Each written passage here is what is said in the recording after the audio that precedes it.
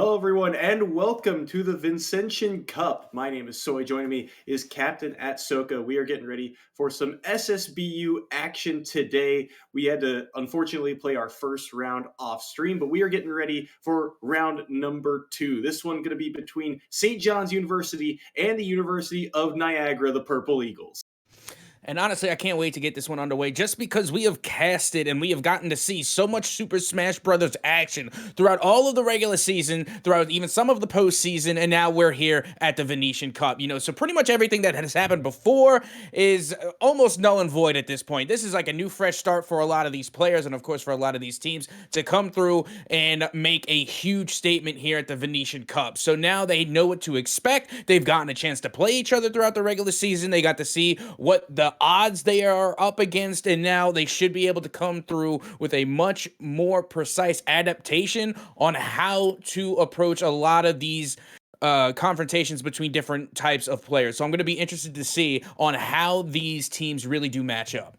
And also kind of a chance to see how these programs, kind of put these programs under the spotlight here, kind of show off their talent overall, because both of these schools, I mean, really interesting stories overall, especially St. John's of the EGF. They've kind of been the dark horse of sorts through the EGF seasons. A couple of big staple wins under their belt. They've had a couple of great regular season runs. And in fact, last year, they ended up in their conference final, dropping their final set to the team who would go on to win the league championship, UTA. Niagara, on the other hand, it's been a minute since we've seen them in the EGF, but this program, it had a roller coaster of a time in the EGF. It had a lot of key players last year in particular. The collegiate scene, players are constantly shifting in and out.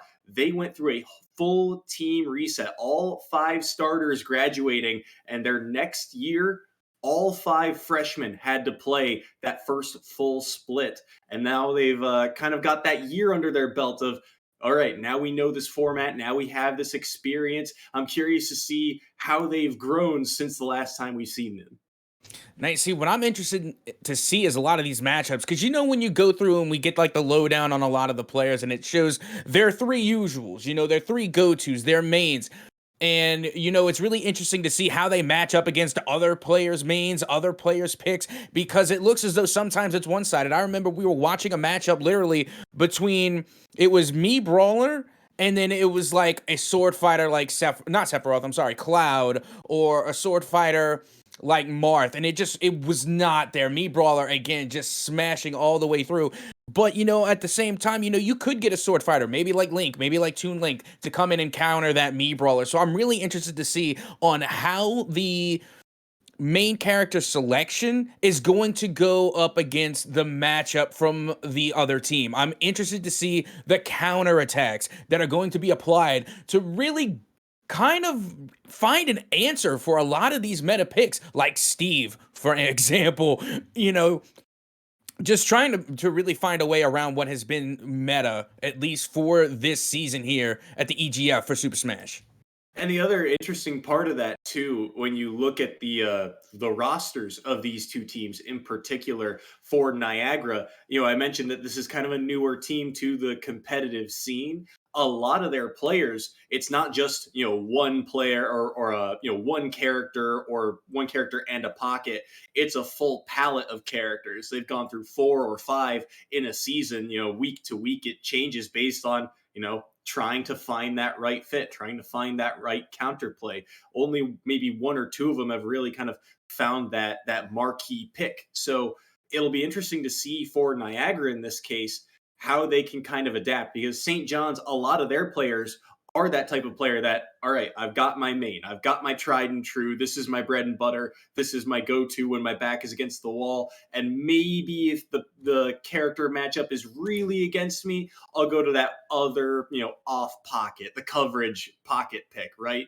So to have that type of counterplay be a threat in a matchup like this, going to be really interesting to see. Starting off, though, it's going to be Bootleg versus Boshi Koopa to kick off our day. Or actually, I believe this is Playmaker going up against Boshi Koopa for the side of Niagara on the Donkey Kong to start off the day versus ZSS. So 2 combo-heavy characters, but very, very different in how they work. All right, now I'm also getting information that Niagara is playing down one player, so they're going to be starting down 6 points. So they're going to be having an uphill battle for this entire series, but it is still possible to pull out the win here over SJU. But hold the phone, is going to be SJU starting things off early with that first stock off of this Donkey Kong coming from Red Saw. Red Saw, the Donkey Kong player, not typically actually a Donkey Kong player, but we have seen the pocket pick come out every so often. What can they do here? They're nearly able to find the punch there and take that full stock, but for now, ZSS surviving. And at 133 against a heavy, you'd feel like you're working on borrowed time, but ZSS can be really tricky to track down. But if you get a grab, it's an easy walk-off and down throw. Well done there. Secure that first stock and tie things back up.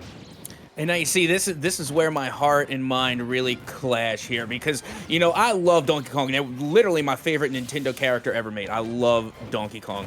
And with that being said, when it comes to Smash, with my mind, my analytical mind, I love Zero Suit Samus. You know, again, we were watching last week, and we saw a player come through with Samus, and I'm thinking to myself, you know what? I think Zero Suit Samus might be a little bit better of a selection here, especially coming from previous installments of Smash where they have been so effective. So again, this is just a real clash of my analytical mind and then my fandom for Donkey Kong. I do love a good Donkey Kong play, but this is a really rough matchup, you know, considering how big of a hitbox Donkey Kong can be, and the way ZSS likes to approach can really be difficult for Donkey Kong to make something happen. As you can see, even there, getting clipped by the up B. Now looking for a play here. Side B does clip, but it won't take the stock quite yet. But the second one is going to take it, fighting through the up B of Donkey Kong, but there the back air is able to catch ZSS, and we're back to a tied game once more. Yep, that we are one stock apiece now, and you can already see Donkey Kong getting in some early chip damage here, not much doing. Now, again, if you're, you know, if we were on more of just like a flat stage like we've seen on other maps, you know, I think maybe Donkey Kong would have a little bit more of an advantage, but Zero Suit Samus being able to work on those platforms, again, constantly switching from the air back to the ground, is really closing in a lot of this space between Donkey Kong and this Zero Suit Samus. And now you can see once again, it's going to be SJU trying to go for the edge guard, constantly putting Donkey Kong towards the edge and now putting them off stage. 104 here on Donkey Kong. They find a neutral beat, but it's not gonna connect here. And now this is a really rough place to be, as that's gonna be the stun, the down smash into the up B. It's the easy follow-up there from Playmaker, making plays and taking the first set of this matchup. Well, there you have it. Zero Suit Samus still has what it takes to make themselves viable in competitive Smash. And, you know, it's interesting because we have seen less and less of the Zero Suit Samus pick throughout the EGF season, but I am just so glad to see it here, especially for the Venetian Cup, showing that this character selection still very viable, even against the big bad heavies. Because when you look at Zero Suit Samus, you're thinking, oh, this might be a little bit of a squishy character. But no, going up against even the big heavies, Zero Suit Samus still very much viable. Yeah, and it's interesting too, you know, the way that these two characters kind of work and the way that Playmaker in particular likes to play. You know, Playmaker is very much so about how you go around getting those combos into the kill moves, right? Because ZSS, their combo game is always going to be a threat. But the real question is, how does ZSS get kills? And here against Donkey Kong, it's a whole lot easier when you've got that big hitbox to kind of work around on a combo-based character. There, that stun hitbox, they are able to get the read on ledge, and then it's an easy follow-up into that upbeat, deceptively strong at that. By the way, a reminder of how this format works, since it is a little different than your traditional crew battle. These are we're going to play through 5 best of 3s, or in this case 4, because Niagara is short a player. So these two will be going at it one more time at least. If Red Saw, or I believe this is actually Boshi Koopa, can take this game, we'll be going to a game 3. If not, then the first set will go to St. John's, and the points will continue to add up from there. You get a point for every stock you have remaining, essentially, at the end of the day, +2 for winning your set. It's a lot easier to see play out than explain through words, but you'll see here as we're on to game number 2. Town and City the stage, and Boshi Koopa already racking up some damage and evening this percent count.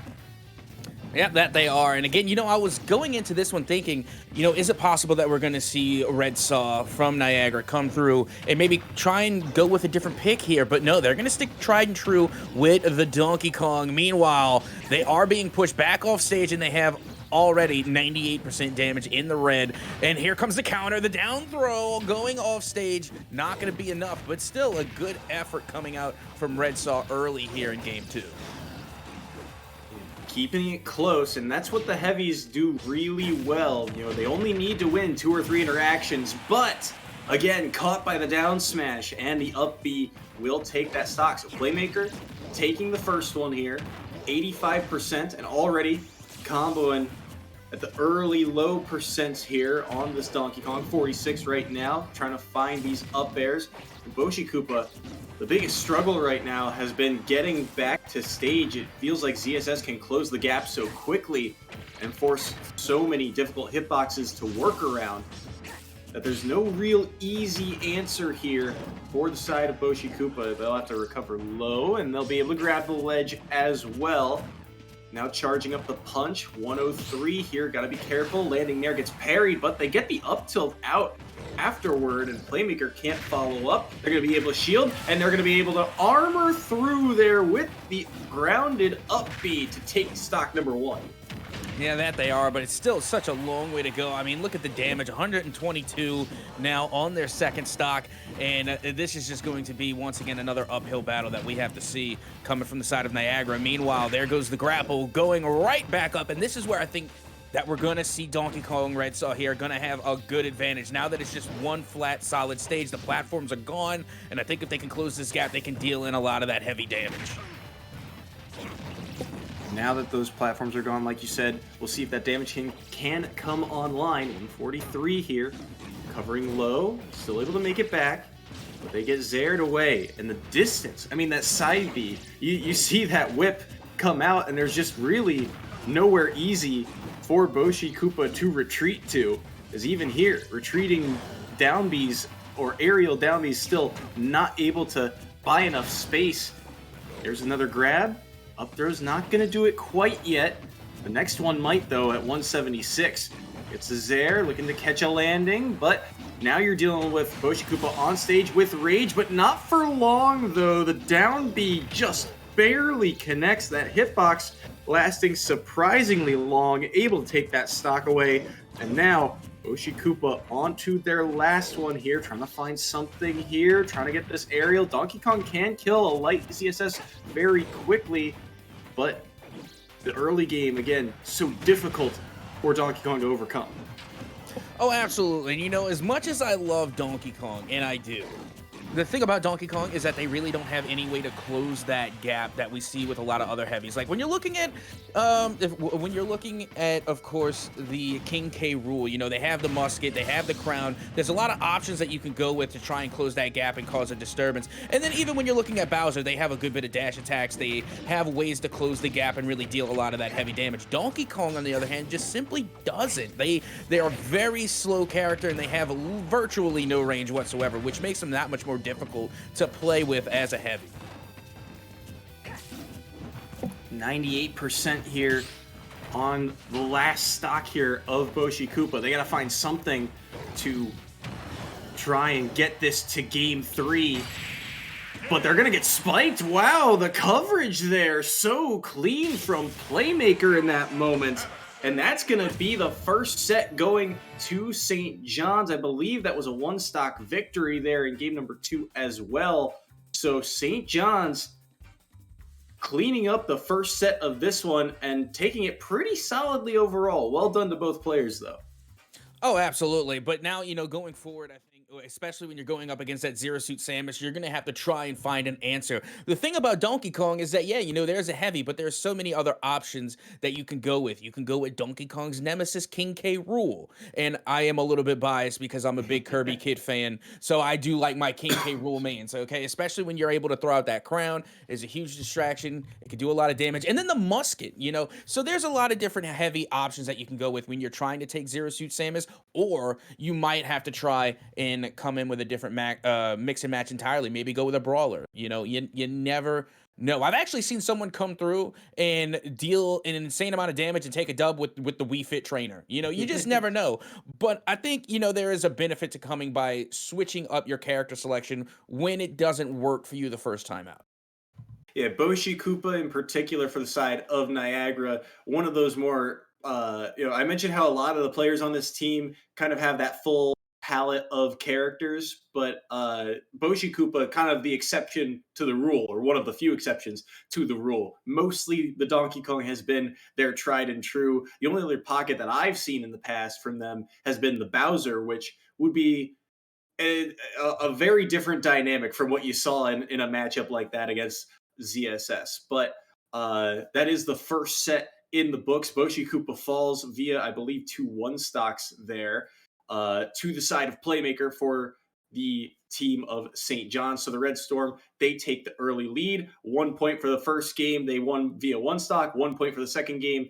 That makes it 2-0, plus an extra 2 points for the set win. So that should be 4-0 for St. John's. But remember, there was I'll air quote forfeit because Niagara is short a player. They forfeit 6 points, basically 2-2 stocks and a set win. So the score right now is officially 10-0 here for the side of St. John's. They're up relatively big. It's an odd format here. It means that for Niagara to come back now, they're going to need to win at least more than one set in order to come back in this one. And with only 3 sets remaining, it's going to be a difficult task. Oh, absolutely. Especially being down that player, it can definitely cause a big disturbance, not just by not having an extra player, but also the rotations as well. And you also got to keep in mind on where they fit into the formula coming from the side of Niagara. So it's a feels bad, but it happens, unfortunately. But with that being said, we're going to take a quick short break, and when we come back, we're going to continue this matchup between St. John's University and Niagara University right after this short break. Do not go anywhere.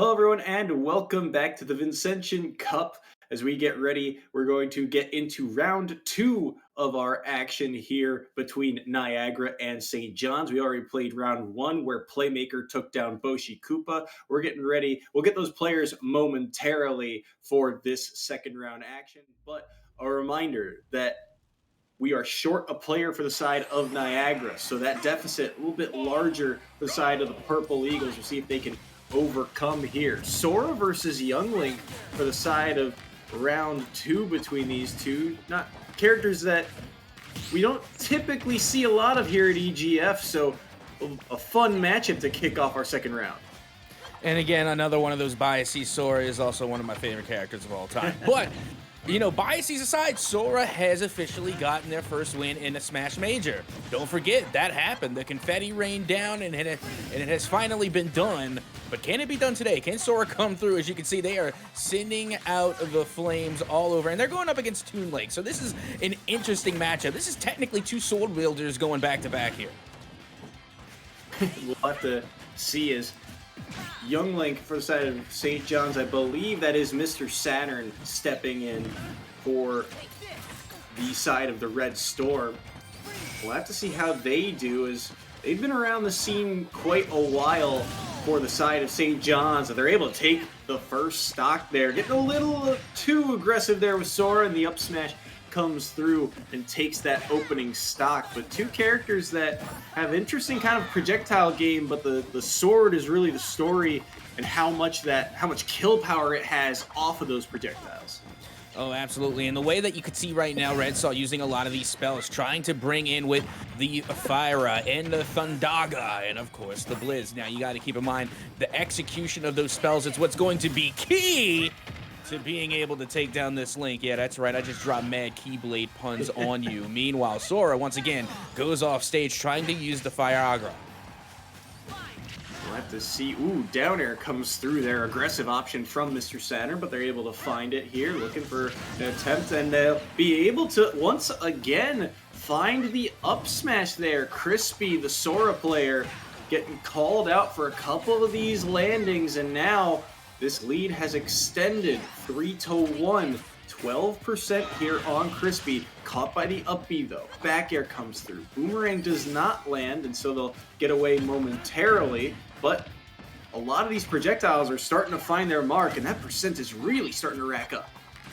Oh yeah, and this is what makes Toon Link so dangerous. Given the fact that they are a sword wielder, it's enough to make them a danger at close range. But no, they have a lot of versatility from the long range as well. Between the bombs, the arrows, the boomerang, there's so much versatility with the Toon Link character. So again, you have just got to be careful when you're trying to close that gap.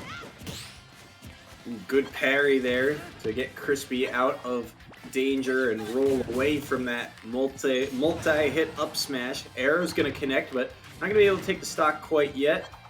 130 here, and aggressive landing once more. This time going to get caught by, I believe that was down tilt, and sends out way wide and takes the first game. But that was a 3 stock there from the side of Mr. Saturn, and an emphatic one at that. They lived up to 100 and I believe 30-ish% on that first stock and took 3 of Crispy. Yeah, and that should be 3 points right there, just going the way of SJU after that finish. And again, showing that Young Link is such a danger, because we saw time again, they're throwing out the boomerangs, they're throwing out the bombs, the flame arrows are coming out, and then Sora, trying to dodge that, is having to close the gap and go for an attack because they're constantly kept at bay by the range. Meanwhile, they go in, as soon as they try and make their way in, you can already see the forward smash being charged up from that Young Link, and then the punish follows. So again, it's just such a versatile character, especially going up against Sora. It just it just seems like a one-sided venture, and I think it definitely reflected in the scoreline. I mean, you were talking about how Crispy was trying to use those spells for Sora to try and break through, because Young Link does such a good job as a character of kind of controlling the pace of a matchup. You got the boomerang that comes out quickly, the arrow that comes out quickly, the bomb that you can pull very quickly, and all of them are usually some sort of follow-up into an aerial from Link, be it nair, forward, or back air, dealer's choice in that case if they land. So to try and combat that, you have spells with Sora to, kind of cycle through and use, but they are a little bit slower. The range isn't quite as good. It's really difficult for Sora to break through, kind of the traditional Sorty problem. You've got good distance on a lot of your moves, but you can't really deal with range all that well. And so you have to figure out now for Crispy, how do they break through that range? Because where Sora really thrives is that combo game. If they can get those drag down aerials in particular, if they can get a couple of grabs in, it's like dealing with a kind of moving wall here if you're Crispy. But once you get over it, now you've found your opening and window back into the game. See if they can find that here in game number 2. Battlefield, the site of it. Yeah, and again, you're seeing just the good amount of versatility coming from this young Link already. The boomerang missed on its initial throw, but then caught them on the back spin there, and it just pulls you closer towards Link, and they're even that much more dangerous at of course, at close range with the sword. So it's just really tough to break through the defenses of this SJU pick and young Link. Meanwhile, we're going up on the platform, sword versus Keyblade. And now here comes Thundaga to get a huge off-stage damage there. And again, pretty even. It's looking a little bit better this time around for Red Saw. It is.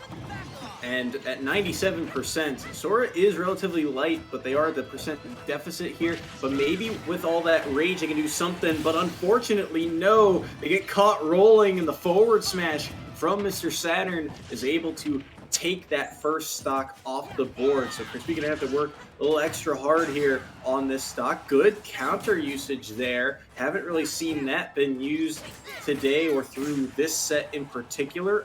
Side B's gonna knock Mr. Saturn away. Up smash is gonna catch, but only the last couple hitboxes, so not enough to really rack up that percent and potentially take that stock. But these percents are starting to scale up now, and that's not working in Crispy's favor. They got to find a way to find something strong here. Maybe a forward smash, maybe that up B in particular, but it's easier said than done. Now, you see, this is the spot where you want them to be at right now. If you can get them off stage, there it is. A big throw coming from Red Saw to get the first stock off of SJU. There will not be a 3-point round going the way of SJU this time. Yeah, big opening stock for Crispy to take. Now, can they find a way to equalize this percent? Yes, they can. Side Bs are all going to latch on there and help in that percent deficit here. 75 to 53. Not all that much to overcome here. Being able to get that combo as well is certainly going to help out. But this is the battle for stage control. Who will make that first mistake and leave themselves open? It appears that it will be Crispy, as Mr. Saturn's projectiles are starting to find their mark here. And that could be really dangerous. But that side B, the fact that it locks on to Mr. Saturn, feels like Mr. Saturn being a little too lackadaisical with a couple of these projectiles. He's getting called out by the auto aim, and the up B is going to catch. Not going to be able to take the stock quite yet. Very close to doing so, though. Mr. Saturn, how does he get back to stage? Just simply neutral get-ups, and now is able to roll back towards center stage. Boomerang connects, forward air, not able to take the stock quite yet. Arrow lands as well, still not enough. Uses a projectile to get back. Crossing up that shield, though, helps Crispy get back to center stage. And now, once again, the battle for stage control, but still such dangerous percents here. And the up smash connects. That's Crispy with the lead. Oh yeah, that was absolutely nutty, and I love that play. Honestly, you saw how they were cycling through their spells, not necessarily so that way they can just try and get them to land, but to get to Thundaga quicker. Thundaga, when you're close to the edge, is absolutely devastating, and even more so when you get them off stage. So again, that was a big brain play coming from Red Saw there, but unfortunately, that was not. Couldn't get back onto the stage, and it's a feels bad, but it is a feels good for young Link, as SJU now take another dub. Mr. Saturn taking game number 2 there. Believe that was via 1 stock. So 1 point on the board more, plus the bonus 2 for winning the set, or the best of 3.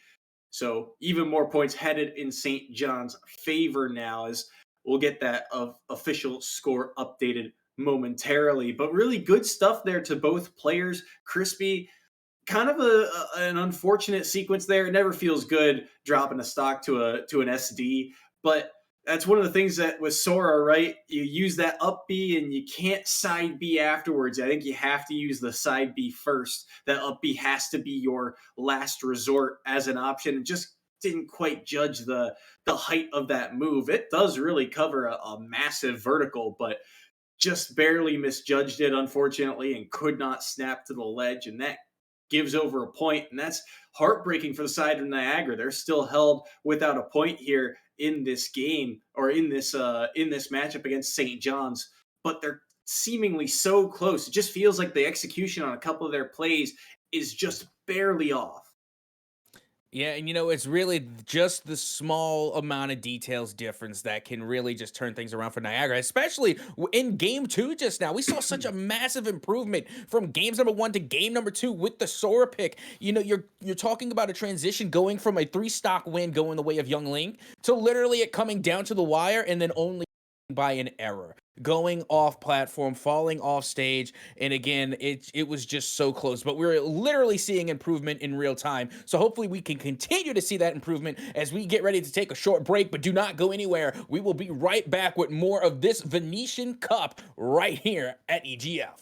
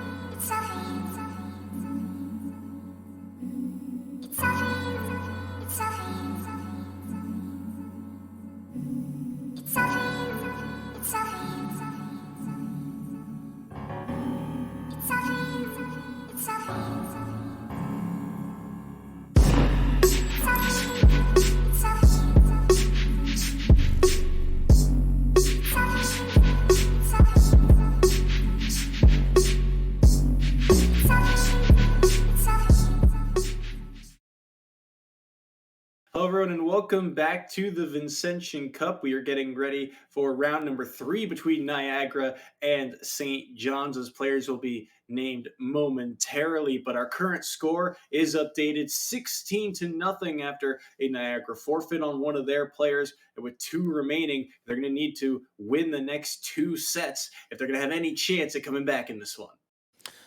Yeah, again, this is just a tall order coming from the side of Niagara, especially when we're seeing St. John's come back to back with these wins, getting some fantastic plays as well. We got to see, of course, the side of Niagara try and bring out the Sora pick against the young Link, and it did not go the way for Niagara. Just again, some great play coming out from the side of St. John's, and then of course earlier they were able to get the dub with the Zero Suit Samus over the Donkey Kong pick coming from Niagara as we continue to move forward. I'm only interested to see how we will continue to bring these matchups. What are the next picks going to be? And honestly, I cannot wait to see what both St. John and Niagara are going to bring to the table. It's going to be interesting to see for sure. As St. John's, we talked about how Niagara on one hand has a lot of players that have a full, color palette of characters, maybe four or five characters that they like to swap through or pick between, kind of varies week to week. But St. John's, they've slowly kind of built up the depth of this roster. It's not just, one or two players rocking, their one or two characters, but they also have a lot of players that have gone through a couple of pocket picks here and there. That being said, two characters that we don't get to see a lot of making their appearance here, Greninja versus Ridley for our third set between these two. Now, you see, I do get to see Greninja every now and again, but I hardly ever see Ridley. So this is going to be an interesting matchup to me because I know what Greninja is capable of and what they can do. Ridley, I've not seen much of, so I'm not sure how they're going to stack up. Meanwhile, you can see already that SJU are coming through with massive damage from Greninja and now throwing out the Shuriken to confirm the elimination. But again, we see Niagara with a huge recovery only to fall right back up into the up smash. And now the first stock does go the way of SJU. First stock gone by the wayside. The Ridley, unfortunately, getting really... this is one of the difficulties of Ridley is, oh my, is that up air going to kill? No, just barely able to survive, but similar problem to the rest of the big bodies. You are combo food to a character like Greninja, who's got that real fast ground speed. It's going to be a whole lot more difficult for them to try and overcome. This is Luca, by the way, on the Greninja for the side of St. John's, one of the newer members of this St. John's roster, but has really stepped up for them this season, in particular for the EGFC, as they just continue to chip away at the Ridley's percent here, 136. They don't find the forward air, and now they're going to have to play the recovery game just straight angled back to the stage, up high as well. So good kind of sneaky recovery there. Saibi's going to get called out as well, and that water shuriken just eviscerated that stock. I feel like it did over 50% of that damage. It definitely seems though, and you also got to keep in mind that time and time again from SJU, they were landing those shurikens. Again, the accuracy. If we can actually get a percentage of how many of the shurikens landed and didn't, I don't know. It's got to be maybe somewhere between 75, if not more than 75% accuracy. Meanwhile, finally, we're starting to see a sign of life coming from the side of Niagara here, nearly being able to confirm a stock elimination, but back to the edge we go for SJU. 79% now, trying to get something on the board, get one stock off and still keep this feasible, but Luca just does not care. Look at the aggression in the sky, going up there for the double jump up air or forward air to seal away game number one. And once again, another three stock for the side of the Red Storm.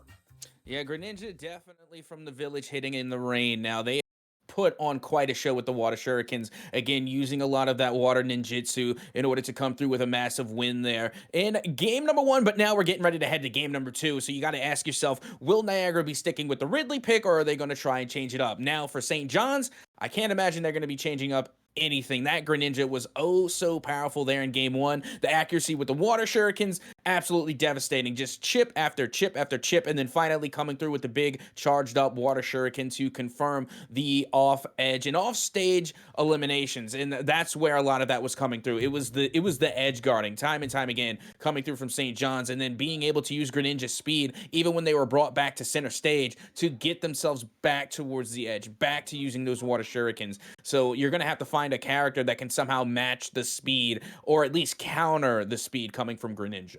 It's going to be really interesting to see what Niagara brings to the table. Luca, the Greninja player for the side of St. John's, they've got one other character that we've really seen from them, the Crom, which kind of in a way works similarly in terms of that kind of grounded speed, but the kill moves are those aerials at the end of the day, in that sense of the manner. So we'll have to see if Luca decides, hey, I'm feeling confident. Maybe time to bring out that pocket pick as a potential mix up of sorts, play the mind game of that counter pick, but really good stuff to Luca. And I think you're kind of seeing one of the big things about Luca is the fact that they've got that kind of kill power on lock in terms of what can I go for? What can I, how can I extend my combo? The min maxing of it, right?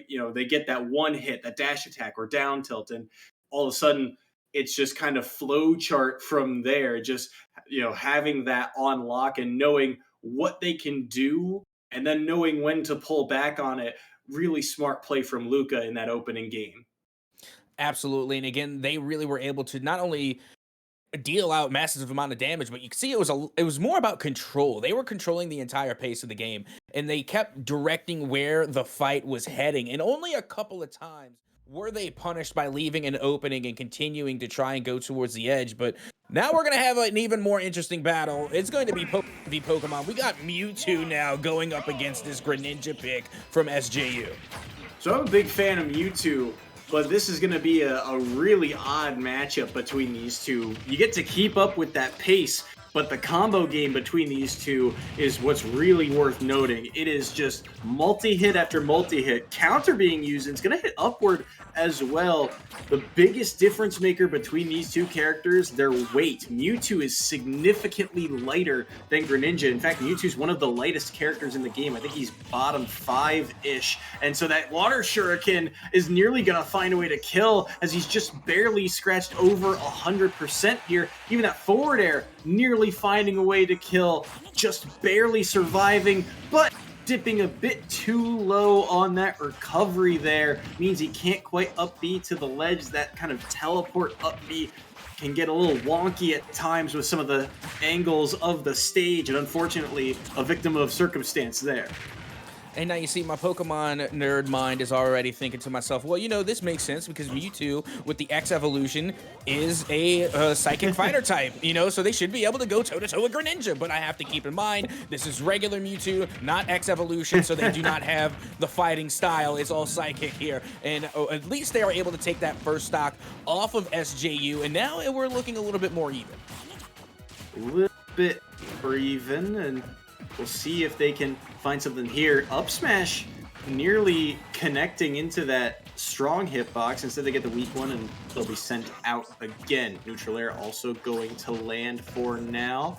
Up airs being used in the up B combo, the up air combos, like the one thing we probably haven't seen from Luca, but don't need combo game when you got kill power. Forward smash lands, catching the landing once again of Niagara. And all of a sudden, it's a pretty significant lead, but just like that, 91%, Mewtwo does have ways to kill relatively early here. Do they find one here maybe off the up tilt? No. Luca able to get out of harm's way. Yeah, and you're thinking that when you see Mewtwo, it's going to be a lot of these psychic abilities and a lot of these smashes that are going to be dealing the majority of the damage. But right now, it's been all about that tail, being able to come through and constantly just apply even more damage, trying to get that smash again, and it doesn't land. A great dodge coming from Greninja here from SJU. And once again, they're going to the edge, trying to get the edge guard, and they get a huge smash, but not enough to confirm. But hold on, they can't make it back to platform, and that is going to be another dub for SJU. A 2 stock there for Luca in game number 2. Put another 2 points on the board, plus another 2 points for the set win. And Luca looking fantastic and looking like they're ready to get back into the swing of things in EGFC. But here at the Vincentian Cup, they're able to get a huge point swing, and we will still play out the final sets here despite Niagara now being unable to make the comeback. We still need that point differential, so we'll still get that match ready momentarily. But I mean, at the end of the day, Luca looking great, playing great, and unfortunately, there for Niagara, right idea, wrong execution kind of seems to be their story. It feels like they're so close to making things work, but just one or two things go awry for them, and it leads right into an early stock being taken, or in that case, maybe not having a jump or misjudging the up B angle to get back to stage and give yourself a second chance at life. Yeah, and I want to pick your analytical brain for a second, soy sauce, because we're watching this match play through. The Greninja definitely consistent when it comes to putting out damage and edge guarding. The Mewtwo pick I thought was really interesting because, like you had mentioned, this is a squishy character. We saw them at around 100% forward smash, gone and done off the side.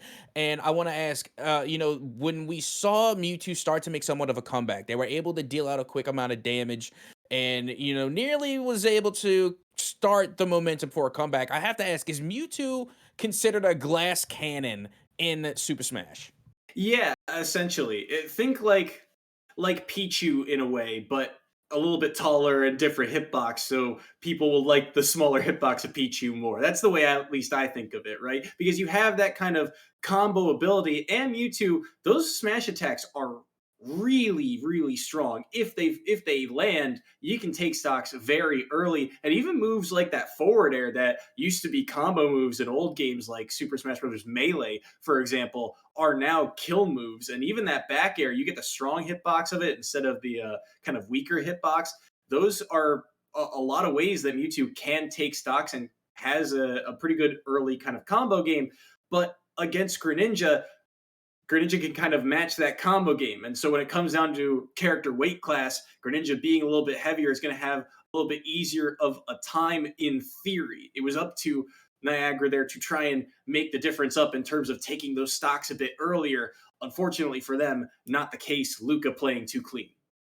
Absolutely. And now, we have already seen that now the point spread has gotten to the point where it is going to be St. John's overall that honestly is insurmountable with their point gain at this point. But we're still going to play on and we're going to still see the remainder of these bouts between St. John's and Niagara going head to head right after this short break at the Vincentian Cup.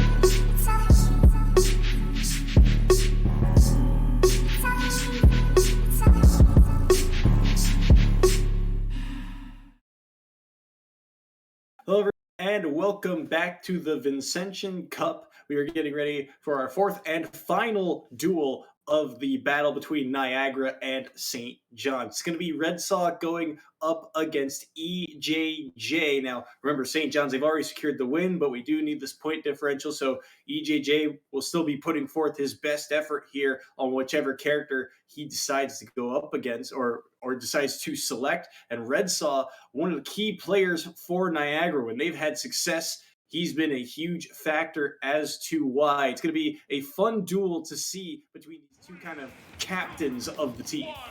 Well, guess what? Now we're going to have the battle of the heavies. It's going to be Donkey Kong versus Bowser. And remember, we saw Donkey Kong earlier, and we really got to point out some of their shortcomings, and it is that range. Meanwhile, Bowser has a lot more versatility to really close the gap between the flamethrower and, of course, the turtle spin, the shell spin, the hell spin.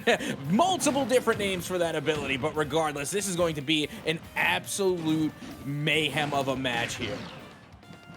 You can already see Red Sox struggling in the early game here. That combo game of Donkey Kong can be real difficult to deal with. But Bowser, one of the heaviest characters in the game, should be able to survive just as long as EJJ here. But that being said, is still in the red here in terms of being able to take this first stock, but he pulled the trigger early. Down smash isn't going to land. Now a grab. There's a back throw, and yup, cargo back throw. That is a surprisingly good kill throw option, and it kills off the top. That's old school kind of day one tricks that EJJ is pulling out here in this set.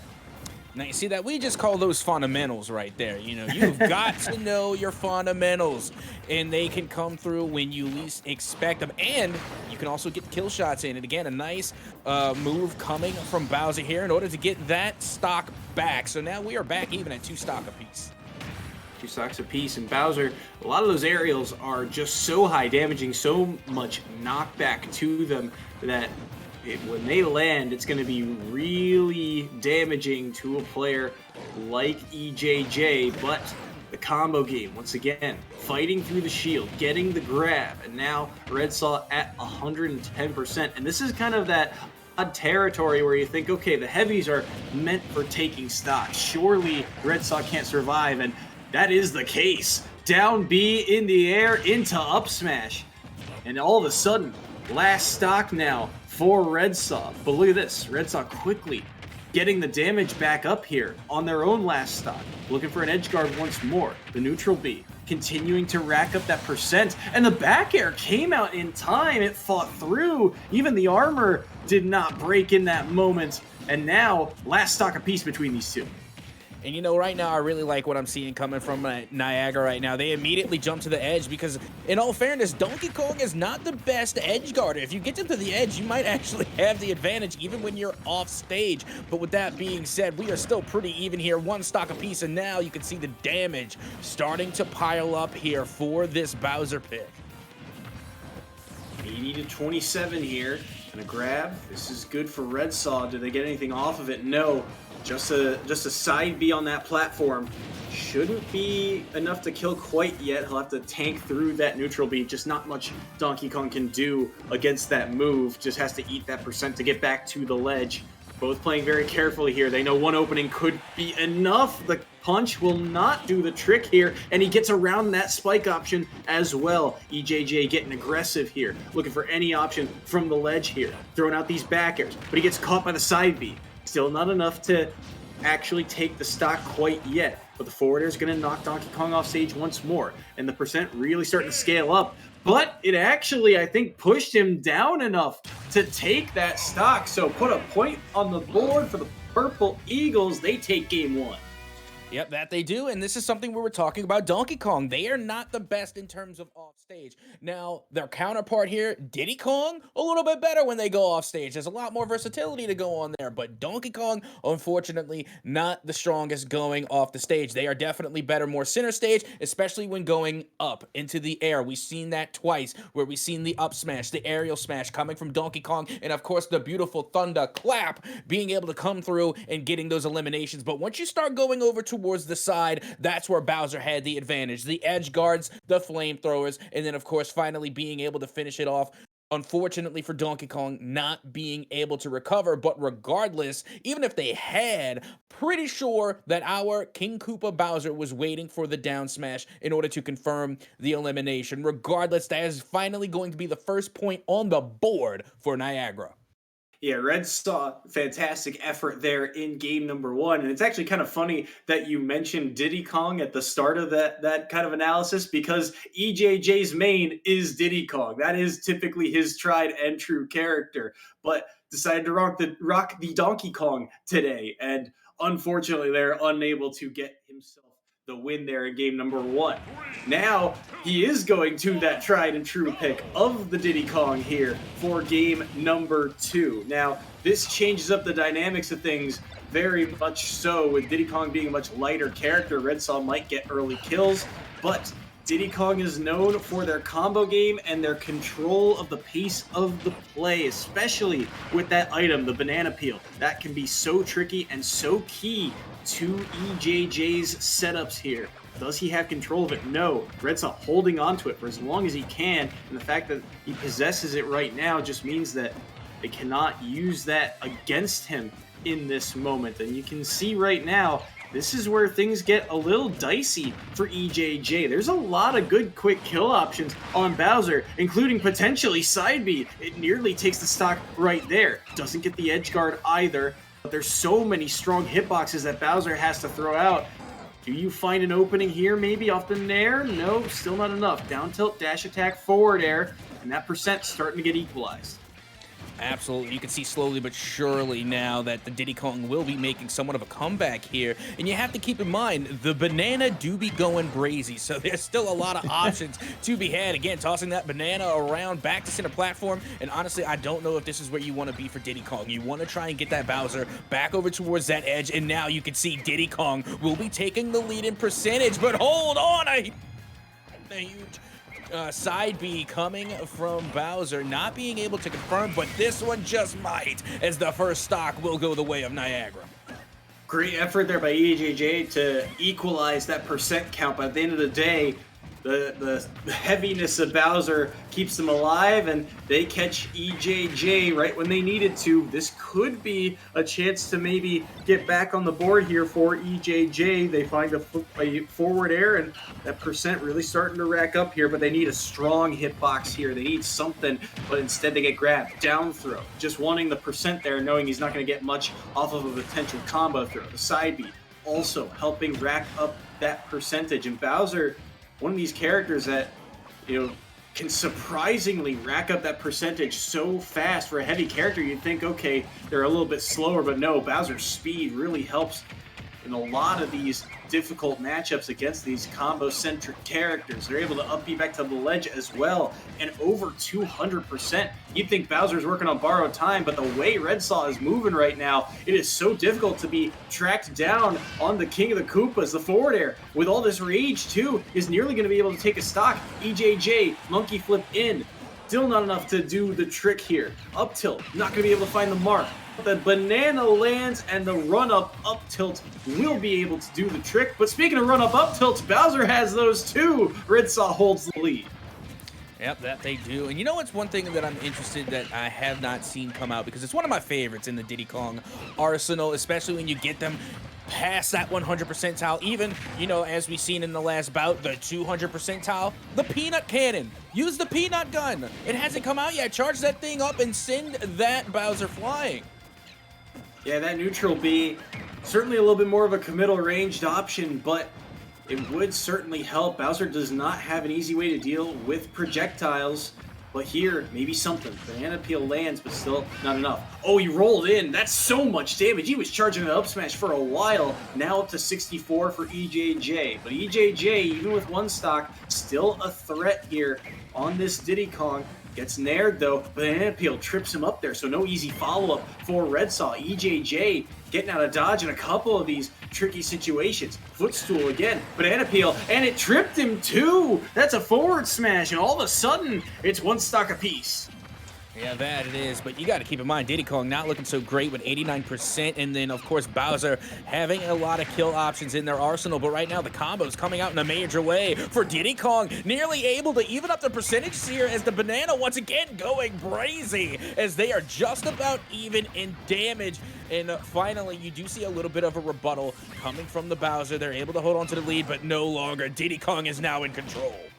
Red Saw did such a good job of getting out of the combos earlier, but now I think EJJ has kind of scouted the air dodge that Red Saw has been throwing out numerous times. That being said here, we're up to above 100% on each side, but oh, the down B, and that's not a high vertical, but he's still able to make it back. Those barrels being interrupted, that was a scary spot for EJJ to be in, but he gets out for the moment. 130 apiece here in terms of that percentage. One strong hit from either side could do it. Down tilts are going to be very important, but the forward tilt is going to catch EJJ, and Red Saw takes the first set for Niagara. That they do, and I gotta tell you, that one was close. My palms were sweating, and I'm not even gripping a controller right now. That was nutty. That was a great win coming from the side of Niagara, and it makes me think maybe they should have went with the Bowser pick a little bit sooner, because that was some fantastic play from start to finish. First, of course, going up against a Donkey Kong, and then being able to follow it up with a lot more of a speedier, more combo-heavy character like Diddy Kong, truly showing that they can take as a variety of opponents with that Bowser pick. Fantastic play from start to finish, and that was honestly the way you want to go down and out if you're on the side of Niagara. Right. A lot of things for Niagara didn't go their way today, but to end the day on a win is, what, or at least this series is, kind of what it's all about for them. They obviously working through some stuff with not having the full roster here and still relatively new to the competitive scene. They just had their full first year under their belt last year, but you can see the growth of this team, right? You can see that a lot of those matches, hey, game one didn't go so well. All of a sudden, game two is a nail biter, right? A lot of the times, Niagara is just one frame, one pixel away from being able to pull off something great. Just unfortunately came up a little short in this matchup, but luckily Red Saw is showing their potential here at the end of the day. But that's going to be it for this battle here. St. John's taking the win, 23-4, the final score. We've got another matchup upcoming. It's going to be the DePaul Blue Demons going up against Niagara after a short intermission. So don't touch that dial now. We're not done here at the Vincentian Cup.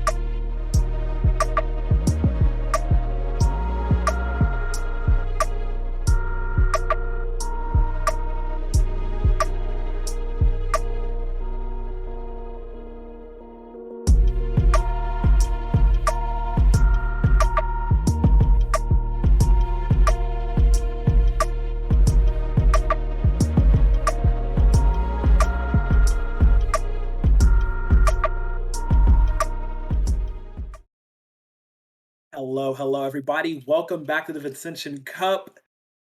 I'm not Captain Ahsoka. No, it's me, Beautiful Crow, jumping in on the desk to help out my boy Soy.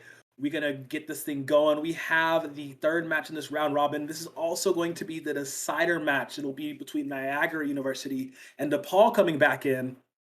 So this one is important. They're playing for that spot, the lofty rematch, going in for our next game series after this one. So stakes are pretty high, would you say? Yeah, I mean, winner of this is on to the grand finals of this cup. It's as simple as that for these two, do or die, because that off-stream match got won by St. John's. So DePaul and Niagara will both be looking for a little bit of vengeance if they can overcome each other here. Now, speaking of overcoming, Niagara has a little bit more to overcome because obviously they're working with a short roster, down one player, so they were already down 6 points to the side of the Blue Demons, but we saw Niagara already kind of has their warm up ready. They've already gotten the spotlight on them from that last match against St. John's. We'll see if they can come up with something here against the DePaul Blue Demons in terms of, that execution was really key in that last series. Yeah, yeah, and it took Niagara a little bit to warm up. They only got 4 points in that last series in their last fight, so they actually have to, bring the heat, bring that thunder down because there is only four series to be played after that. Of course, they're missing the player, so they have to really hone in. Hopefully, that little bit of a beat down they took in that last game ain't gonna keep them too downtrodden, and if anything, it will fire up their spirits for them to get back into this game and take down DePaul, and maybe get that the all important salty run back, if you know what I mean, up against St. John's. So hoping to get into that real soon. I do know the players are doing a button check right now, so we're just gonna talk a little bit.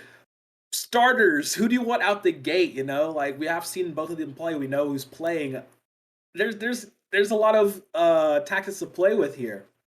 Yeah, in terms of these rosters, it's really interesting to kind of look at the range and variety of characters and cast that you see from both sides. I mean, Niagara, we talked about it a little bit in the previous series, how a lot of their players, it's either the one maybe two pockets, or it's the full palette. You can play that kind of counter pick game with players like Crisis or Crispy entering into the scene, or for the side of DePaul, we can just talk about their roster and how they've got so much depth. It feels like they've got 15 people. They could have three full teams, it feels like, with the Yeah. number of players that they have at their disposal. And I think the biggest key for them, a lot of them are young. Players like Ekana were freshmen last year.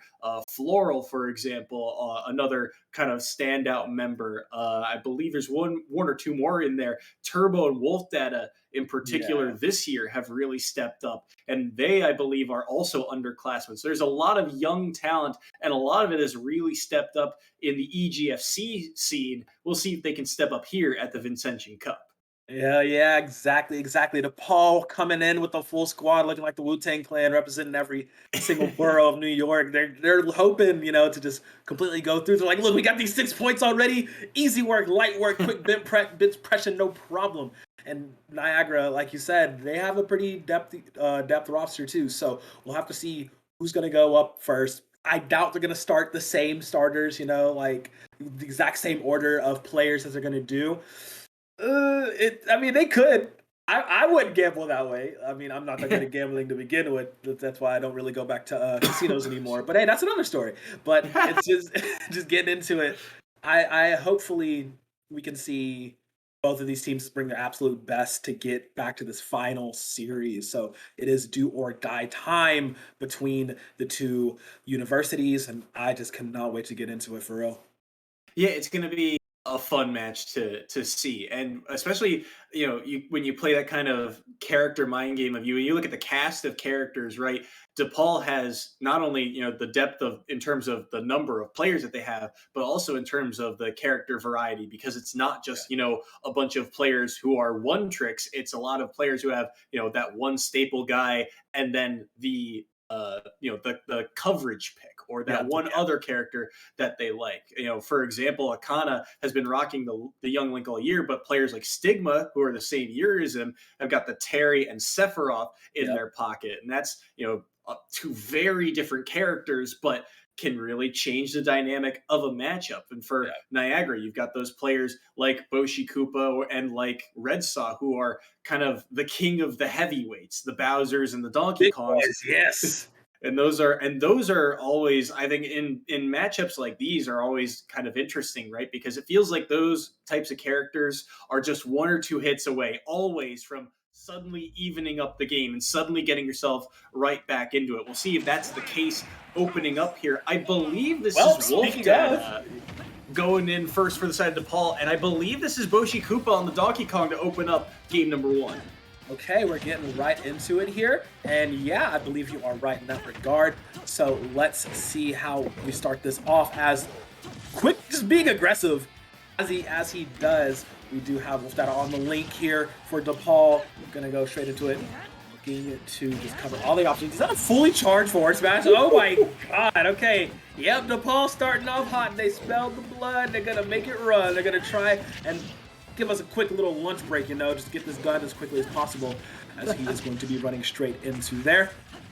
See how we can recover. I mean, it's a DK versus Link matchup. I'm gonna take Link more times out of the DK. Oh no, not the down air. Oh, the offstage gameplay. Immaculate, the up B to take him down and get back to stage. So well done there by Wolf Data. I mean, you thought maybe for a second he'd get the down air spike, and then he's still able to follow up off of it. That up B surprisingly strong and able to take that second stock off the board. I mean, he's only dealt 43% here to Wolf Data. Boshi Koopa's got to come up with something here quickly, but it's just so difficult. This wall of projectiles that all the Links really have at their disposal makes getting in so difficult for Donkey Kong in the first place. But here, maybe a dash attack will help. He tried to go for the turnaround back air, but the forward air coming out faster, just barely beating it out. Yeah, Boshi is going to have a really, really difficult time dealing with the, immense amount of utility that Link brings to the table. That's one of the things that does make Link dangerous in these matchups. And we'll see how well Wolf can do for this. Has that bomb, letting it cook. Oh my god, good damage off there. But yeah, now we see Boshi is sitting at a high 110. He is DK, so he can take a lot of punishment. Gonna do the wall throw assist. See what he can get done there, allowing Static to get back on the stage. I like the read there on that down B. Went for the air dodge read back into the stage, kind of tricked up, did some tricky movement there. But bomb recovery has the techs as well. Yeah. And 126, 125 though. Is this a 3-stock? Maybe. It's getting dangerously close. Boshi Koopa has to find a way off this ledge. So difficult for him to do so. That Nair too being Pressure so strong. crazy. And the dash attack catches the jump and takes game number 1. Yep, a big old 3-stock right there, going the way of Wolf Data on his Link. There was just nothing that Boshi Koopa could really do, right? Like, you saw he tried to close the gap many a time. It just was not working in that regard. Just not really having the options available to him to actually get in, like get them big meaty DK hands on the Link, on the hero himself. And Wolf Data played immaculately. Has the tech. We saw the bomb recovery. We saw the boomerang tech. We saw him, actually playing this character to its fullest. So quick little 3 more points on the board for DePaul. Niagara still trying to look to answer. Yeah, and we'll see how Boshi Koopa adjusts from here. I think one of the big things, like you said, really difficult for DK to get in the first place, which means that you've really got to make those 1 or 2 interactions that you get that you are able to win count. And you saw Boshi Koopa, again, kind of right idea, but the execution just slightly off. For example, gets the dash attack and goes for turnaround back air. Really good option, really smart play, but the turnaround just took a little bit too long for him to get to that back air in the first place. And so the slower hit of forward air for Link beats it out. Now, complete character swap up here, and much easier to contest from range with the King K rule. I like the pick here from Boshi Koopa. Yeah, there's not many times in this game where I would say pick King K, but I think this is one of those times. Because, I mean, you do have the projectile equivalency between the 2 characters, but you also have a lot of the good armor protection on attacks from Boshi Koopa, up against this Link, and they could actually work in a lot of those trades, those neutral airs, those forward tilts, up tilts, and up smash. can work very much in his favor. Like you just see right there off the bat, he's going to draw the first stock and get a little bit of a point on the board for Niagara. Early blood drawn there, and well done to Boshi Koopa. And we'll see if they can get any extra credit here, but they do still have a slightly similar problem of how do you get off the ledge here. But the up B actually early doesn't go to the ledge, so he won't need to worry about that sequence. Still, though, the crown potentially getting in his way here. Gets knocked back by it. Bomb gonna get dropped down. Oh, what a tech! What? Huge tech, but the bomb still gonna be able to take that stock, though. But message sent and received. What a tech that was. Man, he was holding all the right angles perfectly. But the thing is, like, one of the biggest weaknesses for King K, man's not great off stage. Because he just kind of has very telegraphed recovery and telegraphed air, just not good air movement either. So when you're going up against a monster like Link who can just keep you off stage for so long with multiple options, as he's doing once again, this seems to be the name of the game for Wolf Data here. Has a fully charged spin to win in place. And that's 2 quick right side kills, getting both of those stocks back in the pocket. And it's looking like Boshi does not have an answer here whenever he's off stage. And there's just so much that you have to deal with. You got to deal with all the projectiles. You got to deal with, the potential for getting clipped by that sword, because Wolf Data, the only thing we really haven't seen them do is run off stage and try and contest that up B. They've been able to contest it from a distance. Why deal with it when you can, not in that situation? So Boshi Koopa here certainly up against it, 130, and once again trapped at this ledge. And look at that, the Z drops, the nairs. There's just so much to deal with. One of the down air, dash attack's not going to be able to take the stock quite yet. Fades around the bomb once more. Boshi Koopa. Forward tilt missed. Wolf Data looking for some tricky stuff here. Oh, he's not behind him. Okay, but the crown animation won't reach behind. He puts him in the ground. Not quite the kill range just yet. Boshi has to have an answer here. Looks for the clap. Not going to work. Crown on the back. Gets him on the jump. No blunderbuss here either. It's very dangerous. He's on his last stock, sitting at a high 183. As soon as he gets to that right side of the stage, you do see that Wolf Data makes the charge, and that will be it, taking this game once again in the favor of DePaul University.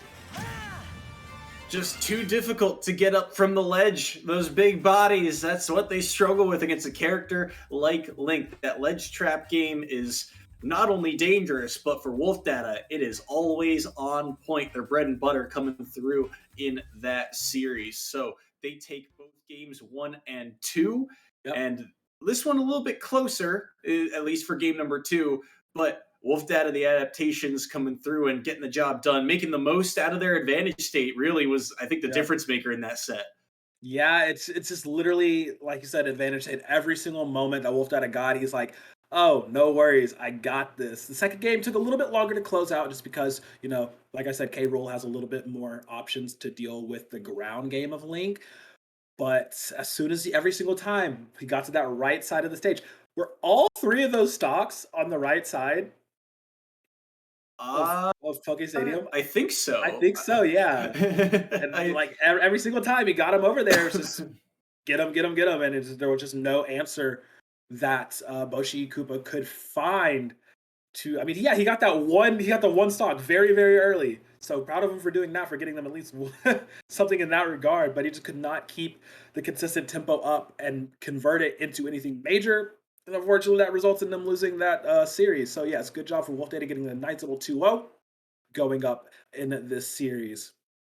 Yeah, and Wolf Data again just looking fantastic. And the big thing about that matchup, right? You saw the big struggle was to get off of that ledge. There's no easy options. Your options at being on the ledge are limited in the first place. But the second that bomb gets dropped down, the way they seal that game away, the bomb is placed perfectly at the ledge so that, well, you can't really roll around, or you can roll around it, but you're rolling right into your opponent. You can't really jump because of the bounce height.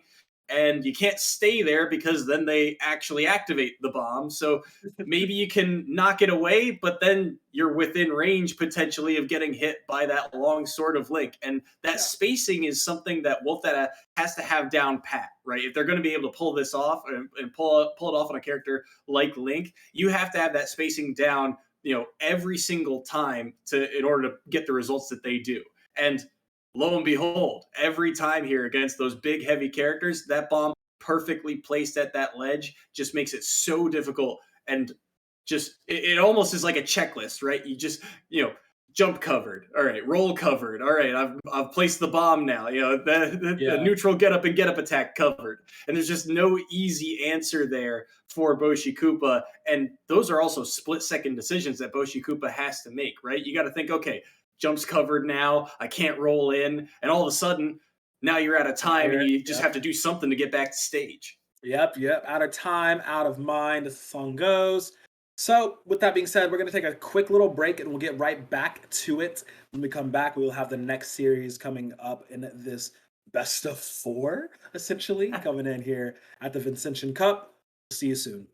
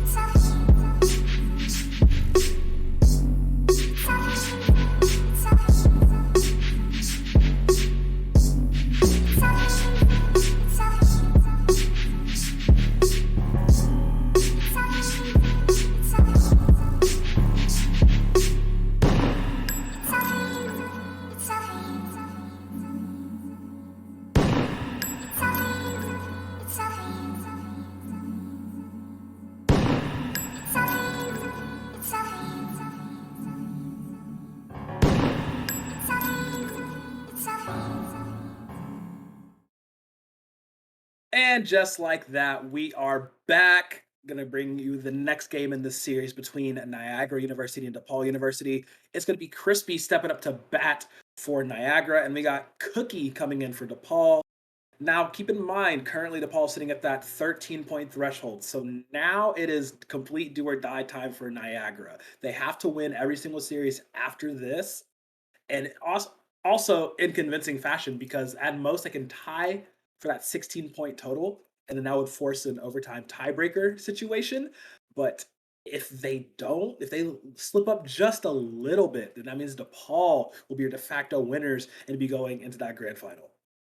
Yeah, it's going to take a monumental effort here from the side of the Purple Eagles, but one that we can see from them. They have, gotten a couple set wins under their belt in the past, but this is going to be a tall task. A very different mix up Oh, of characters here okay. as you're seeing the Palutena for the side of Cookie, one that I don't think we've seen Cookie play before, and if we have, it's been what feels like years since we've seen it on stream, going up against the Sora this time around.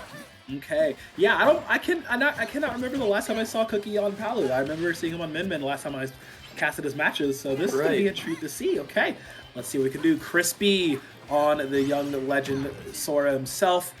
It's very floaty, a lot of options.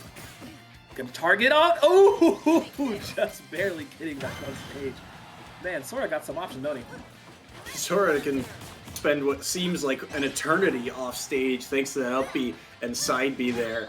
But, last time, remember, they dropped their last set because they just couldn't quite space out that up B. So they'll be a little bit more weary of it this time around. And so far, Cookie with a decent lead here in terms of that percent count, but still haven't found that kind of strong hit that you really need to land as Palu to try and take the stock quite yet. So many hitboxes thrown out there defensively and going to help them get out of harm's way for now. Crispy is so floaty being able to get around there, but there's going to be a strong smash coming out for Cookie, going to take that first stock. Took him a little bit to get there, but eventually he landed it. We'll have to see how Crispy's going to recover through that. Going dash in, not going to land all but one.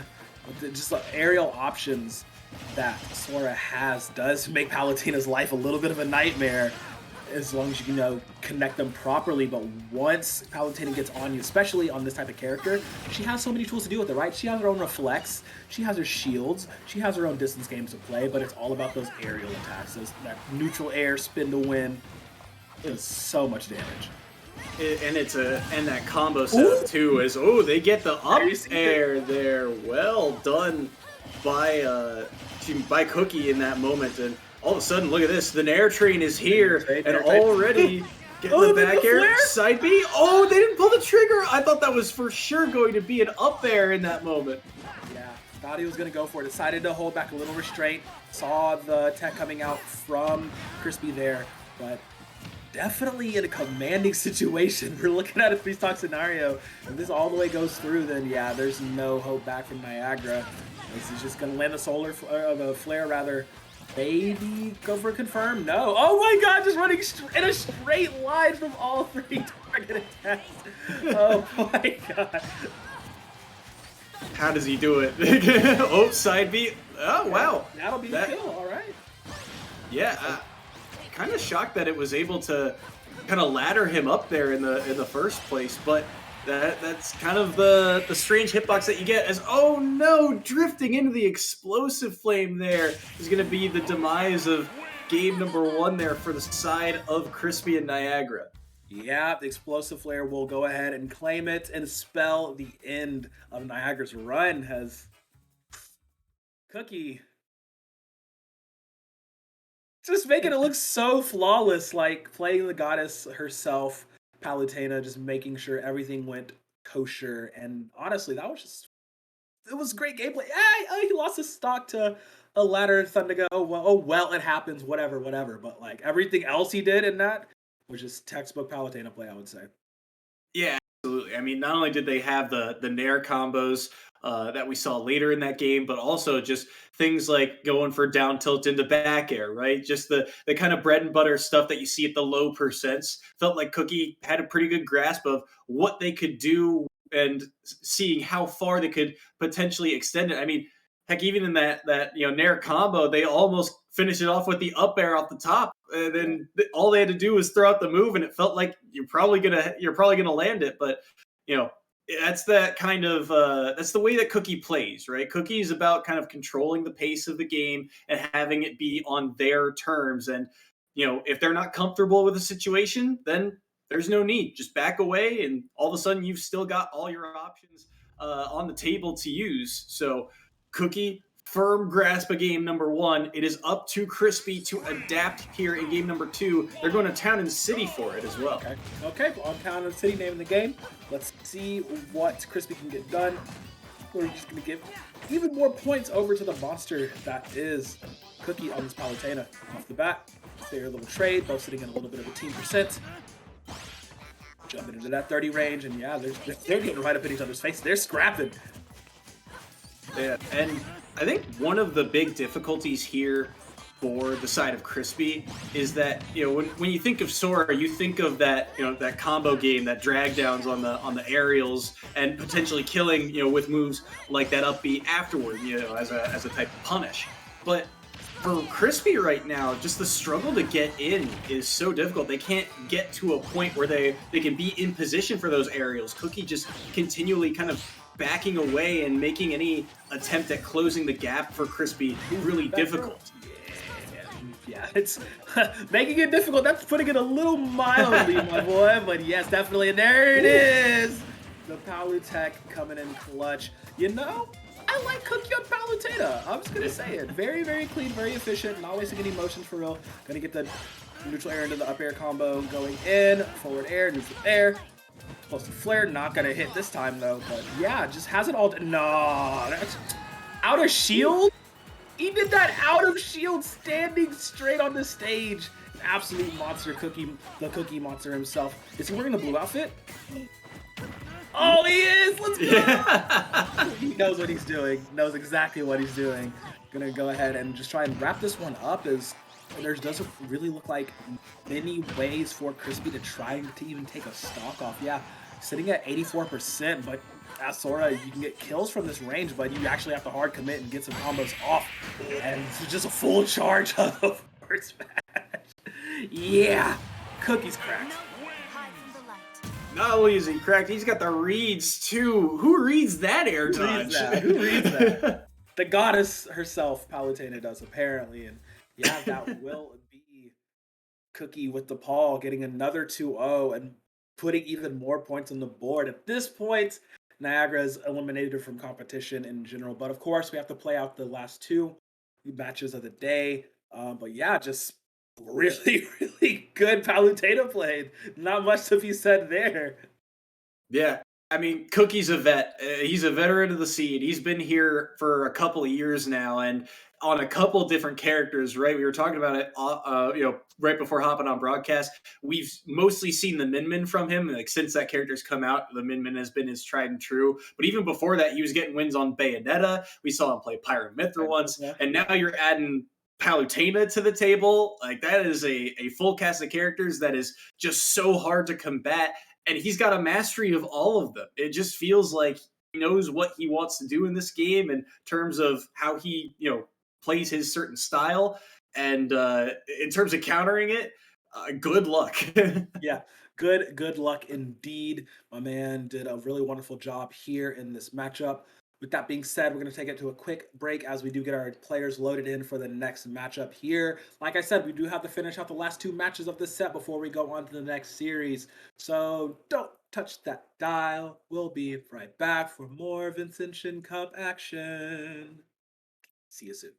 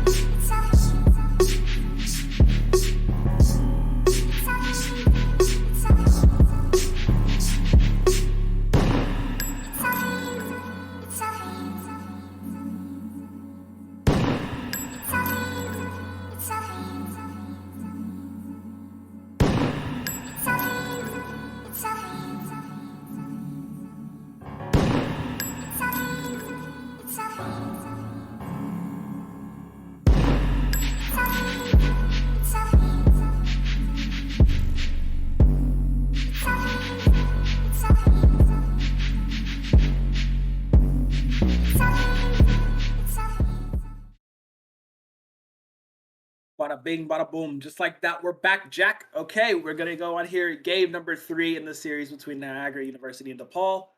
And I heard from a little bird in production that we actually have Floral stepping up here for DePaul. Floral's one of my favorite players. I'm biased. I'm gonna come right out and say it. I'm biased because we're gonna get right into it here.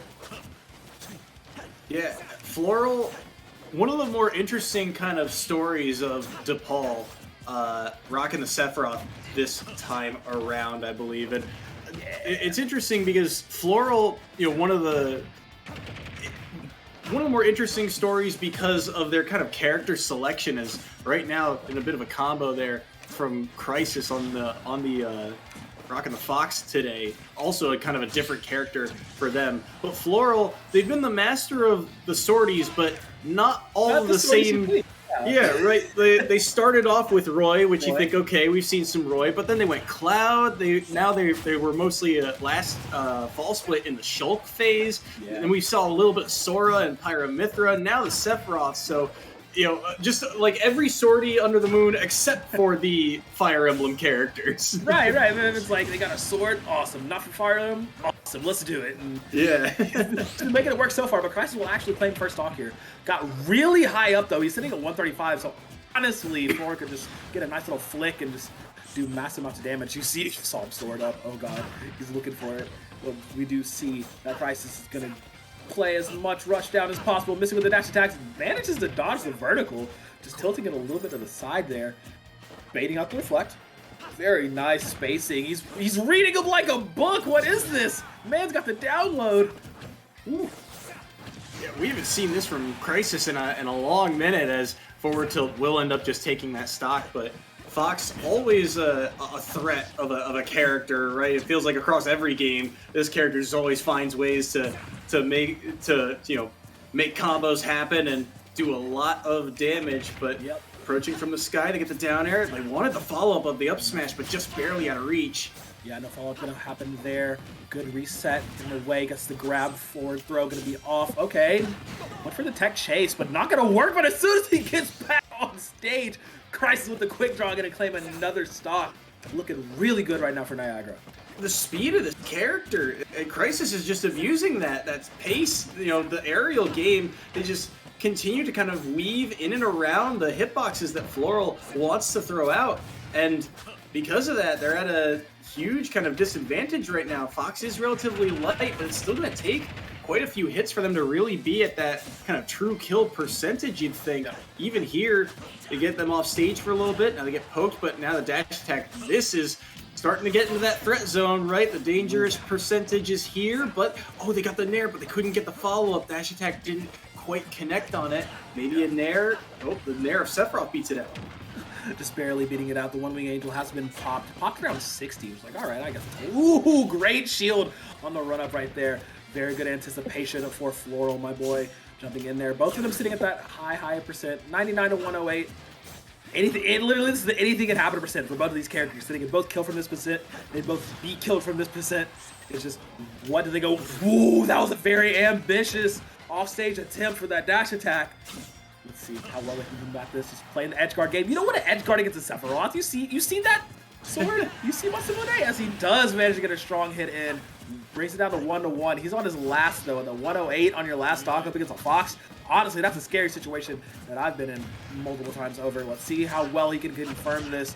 How well he can play the proper spacing to bring it back. He's already got him at 69%. Looking real nice. Looking for the reflect off stage. Not going to work.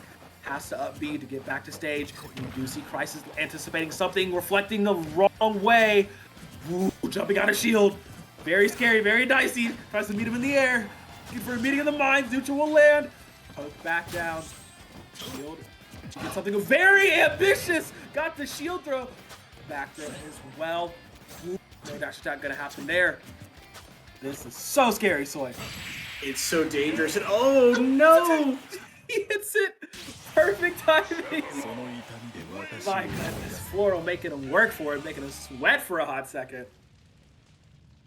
Wow, and the turn too. I mean, this game felt like Crisis is to lose, and all of a sudden Floral just all the hits started connecting, right? And it's one thing, it's almost like there were two phases of the game. The early game that was really going in Crisis's favor with the Fox, abusing that speed and just stringing together hit after hit. Fox does it so well. And then being able to take stocks quickly, right? Not allowing Sephiroth to survive to these high percents and have second chances at life. But then on that last stock, Floral turned it on, and all of a sudden, that speed, that ability to kind of weave in and out of hits was being trumped by just the occupying of space that Sephiroth has with that sword. The ability to just say, okay, you were in this area before, that is no longer safe. This up smash is going to cover it. And all of a sudden, that chip damage just started to rack up time and time again. Yeah, and the predictions, just predicting the movement, was very, very nice towards that latter half. Floral really picked it up. I do feel a bit bad for Crisis because he was picking up steam there. He was getting some stuff done, right? He was able to actually like get a lot of those counters, but once it got to that higher stakes, the spacing, this man is like, I'm on my last stock. I cannot do this. I'm not gonna get flamed by my team right now. So he just decided to just go into the higher gear, had the one wing angel ready, and just really, really good on the spacing, and just did a really, really good job there. We'll see if he sticks with the Sephi or if he's gonna switch to another sortie. So we're gonna get into the next match here. I do know they're just taking a little bit of time to reset, but yeah, Crisis was doing very well. It's just in the micro spacing, the moments where it mattered most, Floral came out on top there.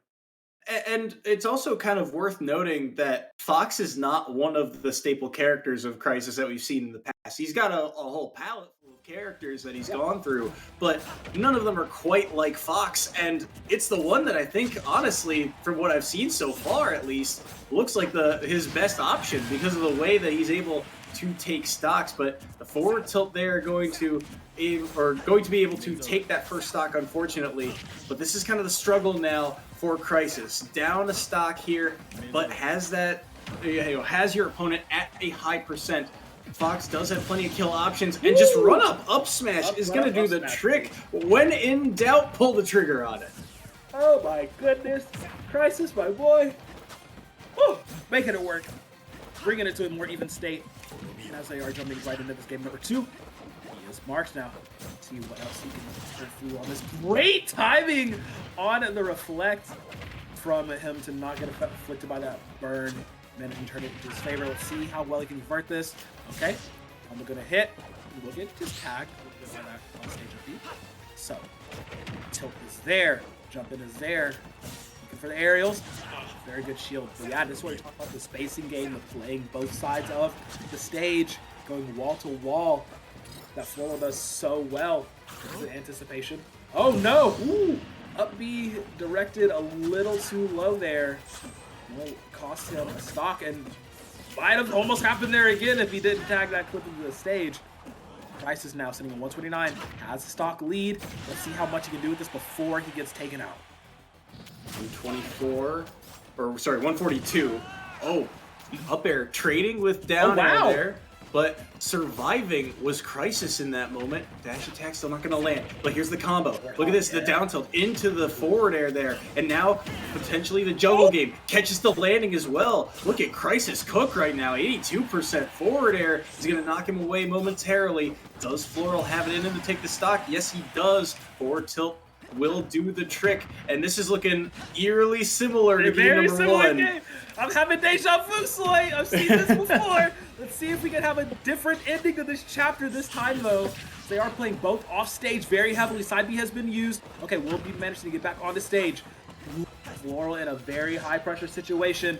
Let's see what Crisis can get done. Get the proper reads, jumping in, goes for the up air, not gonna land this time either. Has not been successful in this game. Opts for the Firefox instead. Has a slow fall. No way! He predicted the height of the jump against the up smash of it with twice in a row. Gets the 2-0 for Floral, the absolute madman on the big bad Sephiroth.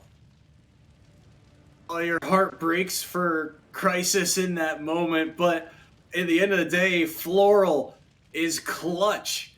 The up smash able to catch him from the ledge there. And again, it feels like it was kind of a repeat of game number 1 where Crisis was able to get the early lead, was able to, make plays early, rack up that percentage, but survivability is key, and unfortunately for Crisis, unable to survive a couple of those heavy hits from Sephiroth. The thought, I want to say that was just like the read from Floral to go for the up smash instead of the forward, because he knew that Crisis wanted to recover high. He knew that he was going to hit him at the apex of that jump. That's the thing with these Sephiroth smash attacks. They cover so much of an area, and it was just the right call at the right time to get the right result, and that's going to be DePaul 3 straight 2-0s.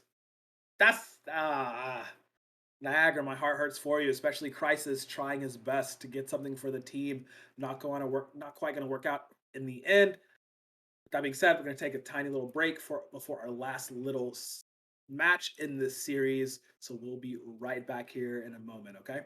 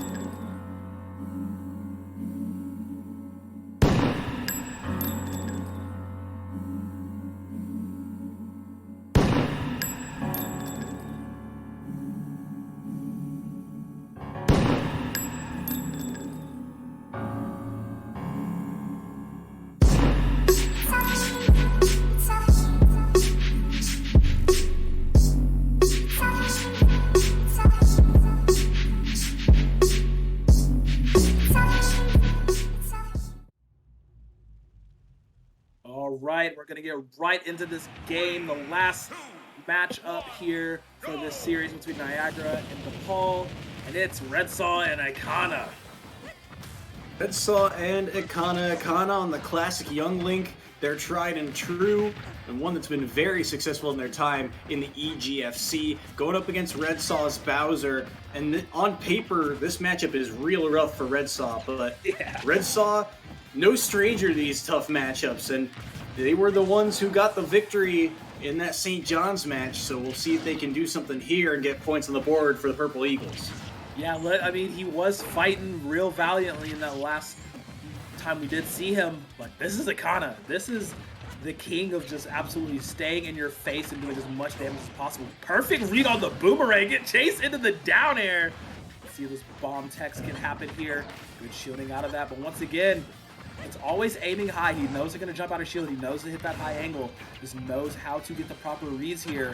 He's putting so much pressure. You see Redsaw at 174 now. Down air will kill that percentage on this big boy. And that's Icona already jumping off the bat. Immediately as the respawn protection drops, my boy is straight on you like white on rice. And I mean, this is just the difficulty here for Redsaw, right? The control that Icona has over the pace of this matchup, his projectile game, knowing exactly what players want to do defensively, and that there's really not a whole lot of options when you're kind of stuck in shield against a lot of those projectiles. The follow-ups are just too clean at times, but Red Saw is doing the best they can right now. But oh, wow, what a drag down. How did it not kill in that situation? That's a heavy Bowser living at 170, but he's able to get the back air with rage. And so down goes Ikana's first stock. Oh my God, came back with a vengeance, my boy did, managing to get that kill. And will survive off of this too. This is a very strong Bowser, living for so much longer than you expect him to do, but eventually will fall here on his final stock here in the final game. He's going to show what he's got, do all he can to try and get, you know, eke out a little bit of point for Niagara before they have to bow out of the tournament. Ikana caught a little bit off guard there. Yeah, a bit. Neutral B also going to help dip into that percent deficit as well. Back air catching the jump, I believe, as well. So low recovery here. Uppy does get him back to stage. Good tech there from Red Saw, and they'll be able to get back cleanly as well. But back air catching him as well. It just feels like these two, it's become a mind game almost of who can catch the other's jump. They both know they want to go in with an aerial of some sort, but both have to be so careful because they know the damage that can come from it. And speaking of, into the Uppy, that's it. And it is. Just like that, Ikana exerting his pressure like we know him to do so, will take that in a 2-1 fashion. It was a hard fought match, not gonna lie. Red Saw did it there, but in the end, he is undeniable. It is Ikana. That is DePaul taking the series in a very, very convincing fashion. Taking that first game so cleanly, and I mean, it's always impressive to see because it's not just, you know, pulling stuff like this off once or twice a season. It's week in, week out that they're getting these drag downs and they're getting these, you know, and it's not just, right, okay, you know, we all know bomb or arrow into forward air, things like that.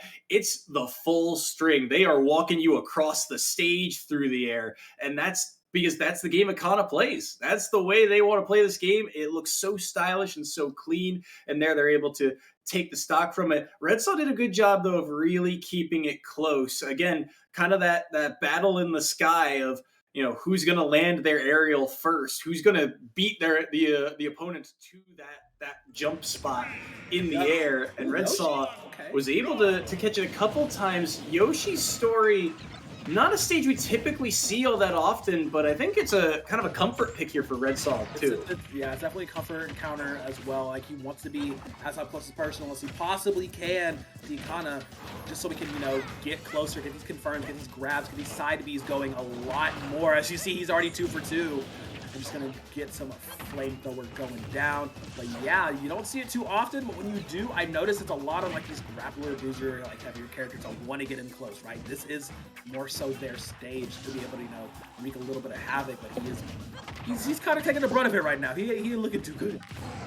The drag down actually might have saved him. He wasn't quite above the platform yet, so he was able to get underneath on that drag down and avoid potentially getting another hit. But instead, the arrow connects and the up air is a clean follow-up there. Only 78%, make that a little bit more to the top platform, but still not enough. Love the chase down on that forward air, but still unable to connect it quite yet.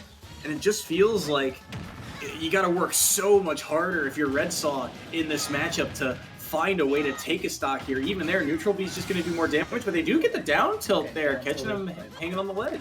Yeah. He does have to work a considerable amount harder with this annoying, flighty, lighty boy that is the Young Link. Just so much damage. Shout out Katie Linkstein, because she keeps talking up Young Link all the time. And I'm like, you know what? I understand. Very annoying. I see it. But like, some people, they have to make you believe her visually. And I know Ikana is one of those players that will show you the power of the young boy of time as he is running away with this, making Red Saw out of time in this matchup. Is taking so much damage, sitting at 139 on the second stock. He's gonna lie for a while, but not much longer, as he will fall. The chase down is there. Now he's on his final stock here in this final game, potentially, unless he can turn this around with immaculate gameplay. Unfortunately, there is immaculate gameplay, but it's being shown by the side of Ikana. It kind of looks so clean. We saw them go for the down air setup right before taking that second stock, and that is the Icona classic. Instead of trying to extend that combo with another forward air, or just try and go for a kill with an up air or something, they want the the tech trap. Yeah. Now on a stage like Yoshi's, it's not as easy to land because of the distance that gets covered. But down air is a strong move in its own right, and it nearly found a way to take that stock early. Instead, they get the combo here, but the boomerang interrupting, and Red Salt trapped at ledge. Arrow up B, not again. 2 for 2 on the up B combo, and Akana finishes this match in style. Yep. Gonna go right back to it. The bread and butter making it happen. Ikana gonna take the 2-0 in the series. Whew. Yeah, now they got a rematch with St. John's to get to. Making it look so easy. DePaul University, all the points on the board. Clean sweep. Doing it in style. 30-0 the final score. And I mean, in a format like this, 30 points is a huge win. It is so difficult to get to the 30-point marker. And when you got to remember, the maximum amount of points you can earn in this set format is 40. So they were really only a couple of stocks off from being able to get the maximum in the first place. It's so difficult to hit that 30-point marker, but DePaul hitting it here, and I mean, all their players are right now. They're cooking with everything right now. It feels like they're all on point. They're all locked in, and they'll be ready to rumble with St. John's after this. Unfortunately, Niagara, they have to exit the tournament, but I mean, again, it feels like this team is close to making that true breakthrough. It feels like you give it a little bit more time and you'll start to see, more of the stars align here for this team, because there was a lot of close games for them, a lot of close moments, just a few things here and there that have gone awry. But again, this is a younger squad, a newer squad. They had their first full season last year. Now we're truly kind of, getting that first glimpse of okay, how consistent do we have to be in order to hit that next level? They're getting a full taste of it here with DePaul, but now they know what they're going to be up against later on this year. Right, and yeah, we'll definitely love to see them through the rest of the EGFC season. See them get back into the swing of things, keep growing, keep striving, because there were a lot of close, especially thinking about that crisis matchup, like super close moments where they could have been their series to be taken, but unfortunately not the case here. Like we said, though, we have one more series for this day. It is the championship series, so we're going to throw it to a little bit of a break, and when we come back, we will have the deciding and final series between DePaul University and St. John's. You're not going to want to miss this one, because I know it's going to be some bangers on the horizon, so see you in a moment.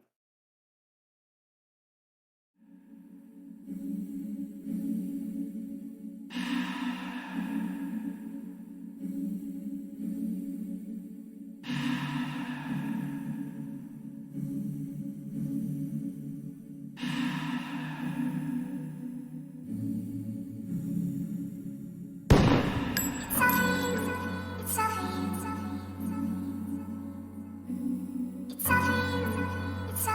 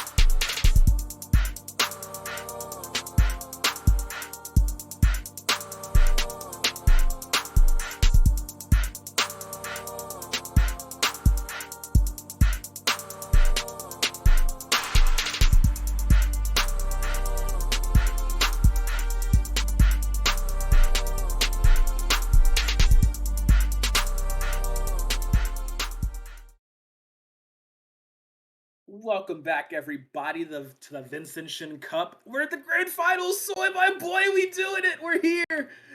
After so many delays and things going a little bit awry, we have the finals portion of the Super Smash Brothers ultimate leg of this long, long marathon that we've had. Yeah, I mean, there's still more action after this. Other games coming up shortly after this set, but this is the set that decides it all. This is grand finals, and once again, it's that series of best of threes. We will play out all five, regardless of the score, but we expect this one to be a little bit closer than the last two. Yeah, just a tad bit. It is between St. John's University and DePaul University. Now they did meet on I believe it was off stream in the first Right. meeting, and St. John's took it 17-11. So honestly, it was not that big of a disparity. So if we could get another close set like that, I'd be pretty happy. I'd be pretty happy. It'd be pretty dope to see. But yeah, both of these teams have been cooking all day. We've seen a lot. DePaul, they're hungry for some revenge. St. John's looking to keep that number one spot. We're gonna get into it. I know the players are doing a button check, ready and waiting. And honestly, out of all the players, like both of these two teams have some really, really great players in the EGF scene. I know I'm excited to see who they're actually going to be fielding for their five. Yeah, it's going to be really interesting. Both of these rosters have a lot of depth that we've already talked about. You know, DePaul, it feels like they could make three teams with the depth that they've got. And for the other side, you look at St. John's. St. John's to me is a really interesting story in terms of their depth of their roster, because I think they've gone through a lot of turnover. In particular, one of their big, consistent members, Tikko, I believe is how you pronounce that name. It played numerous characters, played a lot of different styles, but he's a grad student now, unable to Yeah. partake in this particular tournament. So someone has to step up in his place, at least for this bracket run, and that seemingly is Luca, the Greninja player, Luka stepping the in Greninja, first yes. here, going up against Cookie, and this time around, it is the Min. Yes, we do have Cookie on the Min, the tried and true, back in the stable. And honestly, this is such a fun matchup, I would say. Good luck to Luca to get off these combos. He's doing a decent job of right now, but as soon as Cookie gets cooking, it gets pretty scary. Yeah, and on a stage like this too, Min covers so much of the not only just stage, but the platform is going to be really impactful, because that's one of the things that Cookie in particular does really well, is that they use that tricky angle of sliding that arm across the platform and fading down. Those arm angles can be deceptive at times, but Cookie does a good job of tracking it as Min here at a little bit of a percent disadvantage. Though, and the down tilt into the forward air is just going to land. Cookie gets caught out. Yeah, gets caught out on the stage recovery, one of those areas where you can really pick off Min, especially these faster characters like the Greninja. Cannot be a little too cocky though, because one grab or one jab setup can be absolutely detrimental, especially with the heavy hand of Min right now. The boomerang, and I'll have to switch to the dragon though, gonna get that laser beam extra range on there. See what they can cook up. Or is Luca just gonna start running away with it? The up air's landing. This isn't Smash 4 Greninja, but still pretty potent with those up air combos. Yeah, very dangerous, very threatening. Jab's not going to land there. I think Luca wanted to be in front of him rather than behind him there, but still, it means Cookie gets out for the moment. Second arm connects, and the potential for this edge guard continues, and they catch the jump there. Yeah. That's I believe, Megawatt's the name of that arm. Just kind of lingering out there and catching the jump of Luca to tie things back up in terms of stock count. And as long as this stays close, this is kind of what Cookie wants with Min, right? They want to be able to keep it relatively close and depend on those strong hitboxes and their coverage to be able to take these stocks. Absolutely, and let's see how well they can do that. As long, like you said, as long as we don't see Cookie getting caught.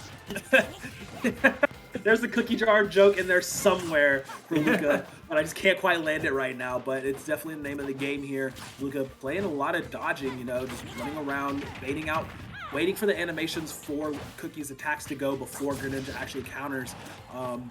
Very good job of waiting on that. Megawatt not gonna hit. That would have been a killer. That would have sniped it. Oh, as we do see the down. Okay.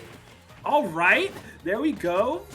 Luca looking pretty nice right now, hitting a high 70 on a second stock, taking Cookie down to their last. Let's see if they can close this one out.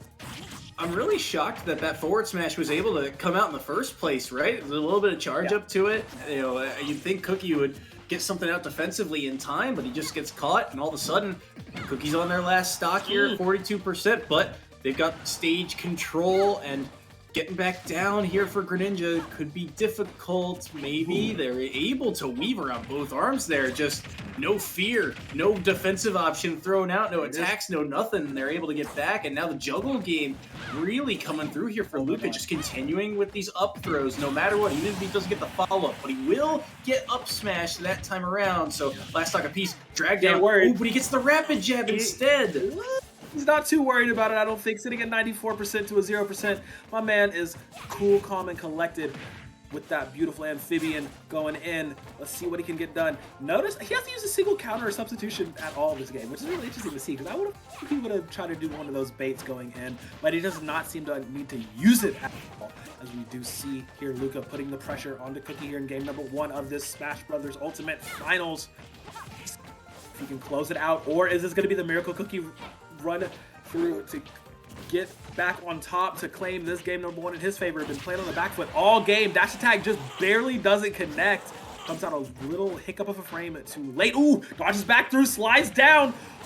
Great footwork gonna come in, dodging, using everything in their potential arsenal. Not gonna get a run up off stage. Very good job there. Out of shield. Megawatt misses. Ooh, that was almost the up smash juggle. You know he was looking for it. So dangerous here. He'll be able to grab the ledge. What hit? Oh my goodness! What? Luca hits in the exchange first, just barely on the head. Will actually claim that first game. Oh my god.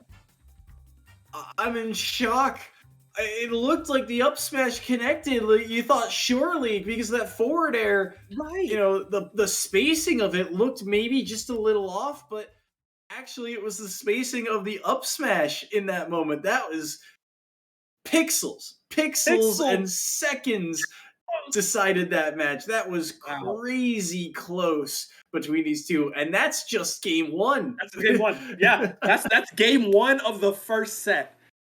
Oh, we are in for quite the treat here, as after the races we just got Luca and Cookie just going at each other's throat. It was really, really difficult for Cookie to actually maintain ground. Not even like, you know, getting into the thick of things, but the fact that maintaining and landing these hits. Slippery little amphibian Luca is running around there in the Greninja, making it look so beautiful, dancing around all the arms, bobbing and weaving and jumping through, and managing to keep the pressure up all the way. The fact that it came down to a pixel split finish was really bewildering to me, because it shows how strong of a player Cookie is to bring it back to that state, even though they have been down so much the entire match. I think it's interesting that it feels like for these two players, something they both do really well is catching landings, right? If you get your opponent above you, right? Min, you don't necessarily think of like as a character, like for Greninja, for example, you have such a fast ground speed that you can go for a grab, you can go for a smash attack, you can just kind of follow the fade of a character or an attack and then follow up pretty quickly. And Luca's really good at it, at, you know, getting those follow-ups. But Cookie's kind of going about it a little bit differently. You know, it started off just trying to pick at him from a distance, and instead, what ended up working the most in terms of catching landings was that up smash. You know, time and time again. And both players are very good at that particular aspect of the game. And it makes me think this next stage selection is really important for these two, because time and time again, Luca was just saying, I don't care about any other throw except for up throw. I want to keep you up in the sky. You have nothing else aside from like falling nair and down air to get back down to stage in this situation. And those are going to be easy for me with my speed to react to. And yet Cookie found ways to get back down. They found the spacing. They were able to, even when they got back down too, the elusiveness. You're talking about the footwork, right? Of rolling in and then quickly using down tilt to zoom back out and cross up the shield. So the adaptations from both players throughout that set just got more and more intricate, and I expect it to be so here on Battlefield for Game 2. All right, we are here on the battlefield. Let's see if Cookie can make it to a third game, or if the first series is going to go the way of St. John and Luca, because right now it seems to be the same game plan. Get that up throw, get that up air, keep Min Min in the air. Don't allow Min Min to get their ground game going. Don't allow her to set up shop and get the spacing going. That's just a raw upper right there. Gonna do maximum amounts of damage. Luca on the chase. Luca with the beatdown, gonna claim this first stock real quickly here in game number 2. Yeah, that was just clean. Just everything was connecting. They had the read on where Cookie wanted to go, and Cookie had nowhere else to run to, and the forward air was able to clean that stock up, and now Cookie has a long trek back into this match, it feels like, because Luca is just continuing to chase down this Min Min on the platforms. There's nowhere for Cookie to go to, and the Greninja, just these up airs are really starting to rack up this percent. And when I think of Greninjas and I think of St. John's, I think of Jay Grunt, and I think he's probably taught Luca a thing or two the way that Luca's playing. He says, yes, my young Padawan, I will show you the tech. I will show you the ways. We're going to get real froggy with it real fast, and it's working out in spades. We do see massive damage being landed by Cookie, but right now Luca has so much to work with. The platforms helping them out tremendously. He's able to just hop, skip, and jump, and dive, and duck, and dodge around, and get up close and personal whenever he wants to. He's picking the time to fight. He's picking the tempo, and it's up to Cookie to follow through on that, and up to Cookie to match that as he lands straight into another smash. Oh my goodness. Will get a return though, so it won't be a 3-stock situation. Cookie says, I'm not going down that easily. Managed to get something back on the board, but this is all Luca all game long. Huge stock here for Cookie. If they can get this back down to 1 stock apiece, it at least kind of mitigates the damage, but they may not even have the chance. They just barely get around that side B, something Luca hasn't pulled out all series, and it nearly finds the mark. They get the air dodge back down, and they're going to continue to rack up that percent. Luca playing patient and gets the forward smash too. Catches him hunting for something, anything, and sends him off the stage. A 2-stock in game 2. 2-stock to 0, too easy, says Luca, as he puts St. John on the board here in this finals. Just really immaculate stuff. I think the extra platforms really just aided his game plan so much more here in game number 2, and it really allowed him to just play so floaty, play so obnoxious, and there was just not an answer that Cookie could find for it. And it was very evident there for the first 2 stocks were just so literally Luca controlling every single thing happening. Yeah, Luca had all the agency in the world on both stages, really, it felt like, at the end of the day. And, you know, you talked about it, too, at the start of the match, right? If Luca gets in, there's not a whole lot that Cookie can do, right? That's the downside of Min Min. You have all this range, you have all this control, but the minute that someone gets in on you, there is not much defense that you have available to you in those moments. And so Luca taking full advantage of the matchup knowledge and coming to fruition there, getting a full 5 points as well for their efforts. And in a matchup like this, right, we were talking about it before, the 17-11 score line that held up the first time these two played, that's a little bit higher scoring in terms of, you know, a close game. It means that there were a lot more kind of 2 stocks and maybe 1 3-stock in there somewhere along the line, instead of it just being, you know, 1 stock, 1 stock, 1 stock, 1 stock, right, back and forth like that. So anytime you get a game like that, that potential point swing is massive. So holding on to a 2-stock victory there, really good stuff to Luca and to St. John's. Yeah, it gives you a nice little distance going in. And so it's just, if they can keep this up going through, St. John, they're looking pretty tasty to hoist that trophy and get the victory here at the Vincentian Cup. We'll be right back, guys. We're loading up for series number 2 in this finals. And if it's anything like that first one, we're in for a little bit of a treat.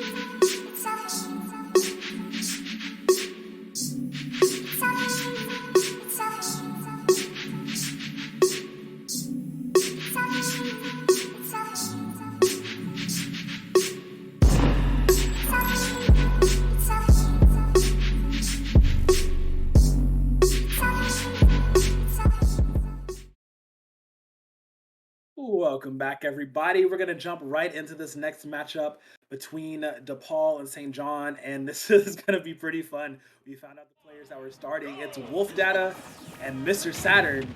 So we got ourselves a Link matchup here. Yep. Young Link versus neutral Link?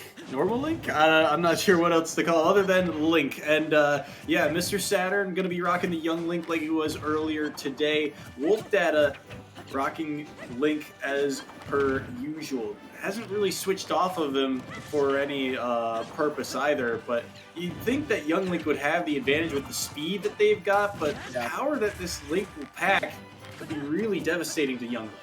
Yeah, this is literally my mental battle between my younger self and my adult self when I'm trying to not spend money on things I don't need. Like, I'm an adult. I can buy an entire cake by myself if I want to. And I'm just like, no, be financially responsible. And the little kid in me is just like, do it. That's literally what this matchup is representing. This is going to be so much fun. I really hope they have their button fingers ready because catching each other's bombs and deflecting each other's boomerangs is going to be the best part about this matchup. You see both of them wanting to do the same thing, but the thing about Young Link that he has a little bit over Adult Link is the fact that, you know, the damage over time from the flaming arrows and this regular bombs as opposed to having the advantage of detonation that Adult Link has, right? Your Young Link bombs, they just come out faster and they just explode, whereas like you have to have better timing on bombs because they're heavier. Two, you have the detonation factor, so there's more a little outplay potential, quote unquote. But it's just as you see right now, they're just up in each other's faces, and it's tied 2 stocks apiece. But like the tempo really feels like it's going the way of Wolf Data right now. Also going to be worth noting too that Zair and grab that Young Link has something that Mr. Saturn really likes to use, but just the neutral throw is just going to be able to catch Mr. Saturn seemingly out of nowhere. And LeBron James himself just tossing the bomb, detonating it off stage, getting that perfect bomb stops bomb. This is crazy. No, this is insane. I love this match so much. So many projectiles to keep track of, but they both cycle through them so well. And now a full stock lead here, but up B's gonna land into the up air. Mr. Saturn now on the chase down. Bomb not gonna land quite yet. Wolf Data will be able to get back to stage. Down tilt's not gonna find the mark either. Mr. Saturn here looking for something, anything to get back to an even game. Yep, he has to get those bomb spans going. He has to get those fire arrows going to get him back into this. He's lacking a little bit of range. Will get the tag, and also the knockup. Has to be on his best odd game. Ooh, down air misses, put him in a very scary situation. Boomerangs colliding and dropping in air. Just, you see them having very similar game plans, but not working out. You know what? I'm gonna go out and say it. I missed the Gale Boomerang because that thing was amazing. But that's a gripe for another time here, as these bombs and boomerangs coming out from Wolf Data are just doing so well, and he's able to combo off of them in such a better fashion than Mr. Saturn is. Goes for the up air, gonna be coming up empty there. Run up, dash attack up, B to get the kill. The Young Link, or just a Link combo in general, gonna work there. Now it's 1 stock apiece, but more damage has been racked up on Mr. Saturn's behalf. And the snipe as well. Still has his jump. Oh, That's maybe twice. not. Oh, but Twice. the bomb. Oh, man. Able to get another 3-pointer. Buckets for my boy. Wolf Data claiming game number 1 here. And this is a fast and furious match. There were no breaks on that match at all. They just went at it from literally the start platform. And honestly, I love to see it. It's one of those interesting cases where they have to play at that pace, because if they don't, their opponent just gets so much more out of it, right? You think of projectile for projectile, right? Yeah. If I give up the use of boomerang, all of a sudden they're going to use their boomerang, and now I have to play through the situations that I'm normally putting opponents in situations like that. So it's really interesting to see kind of the minutia of the matchup come to fruition there.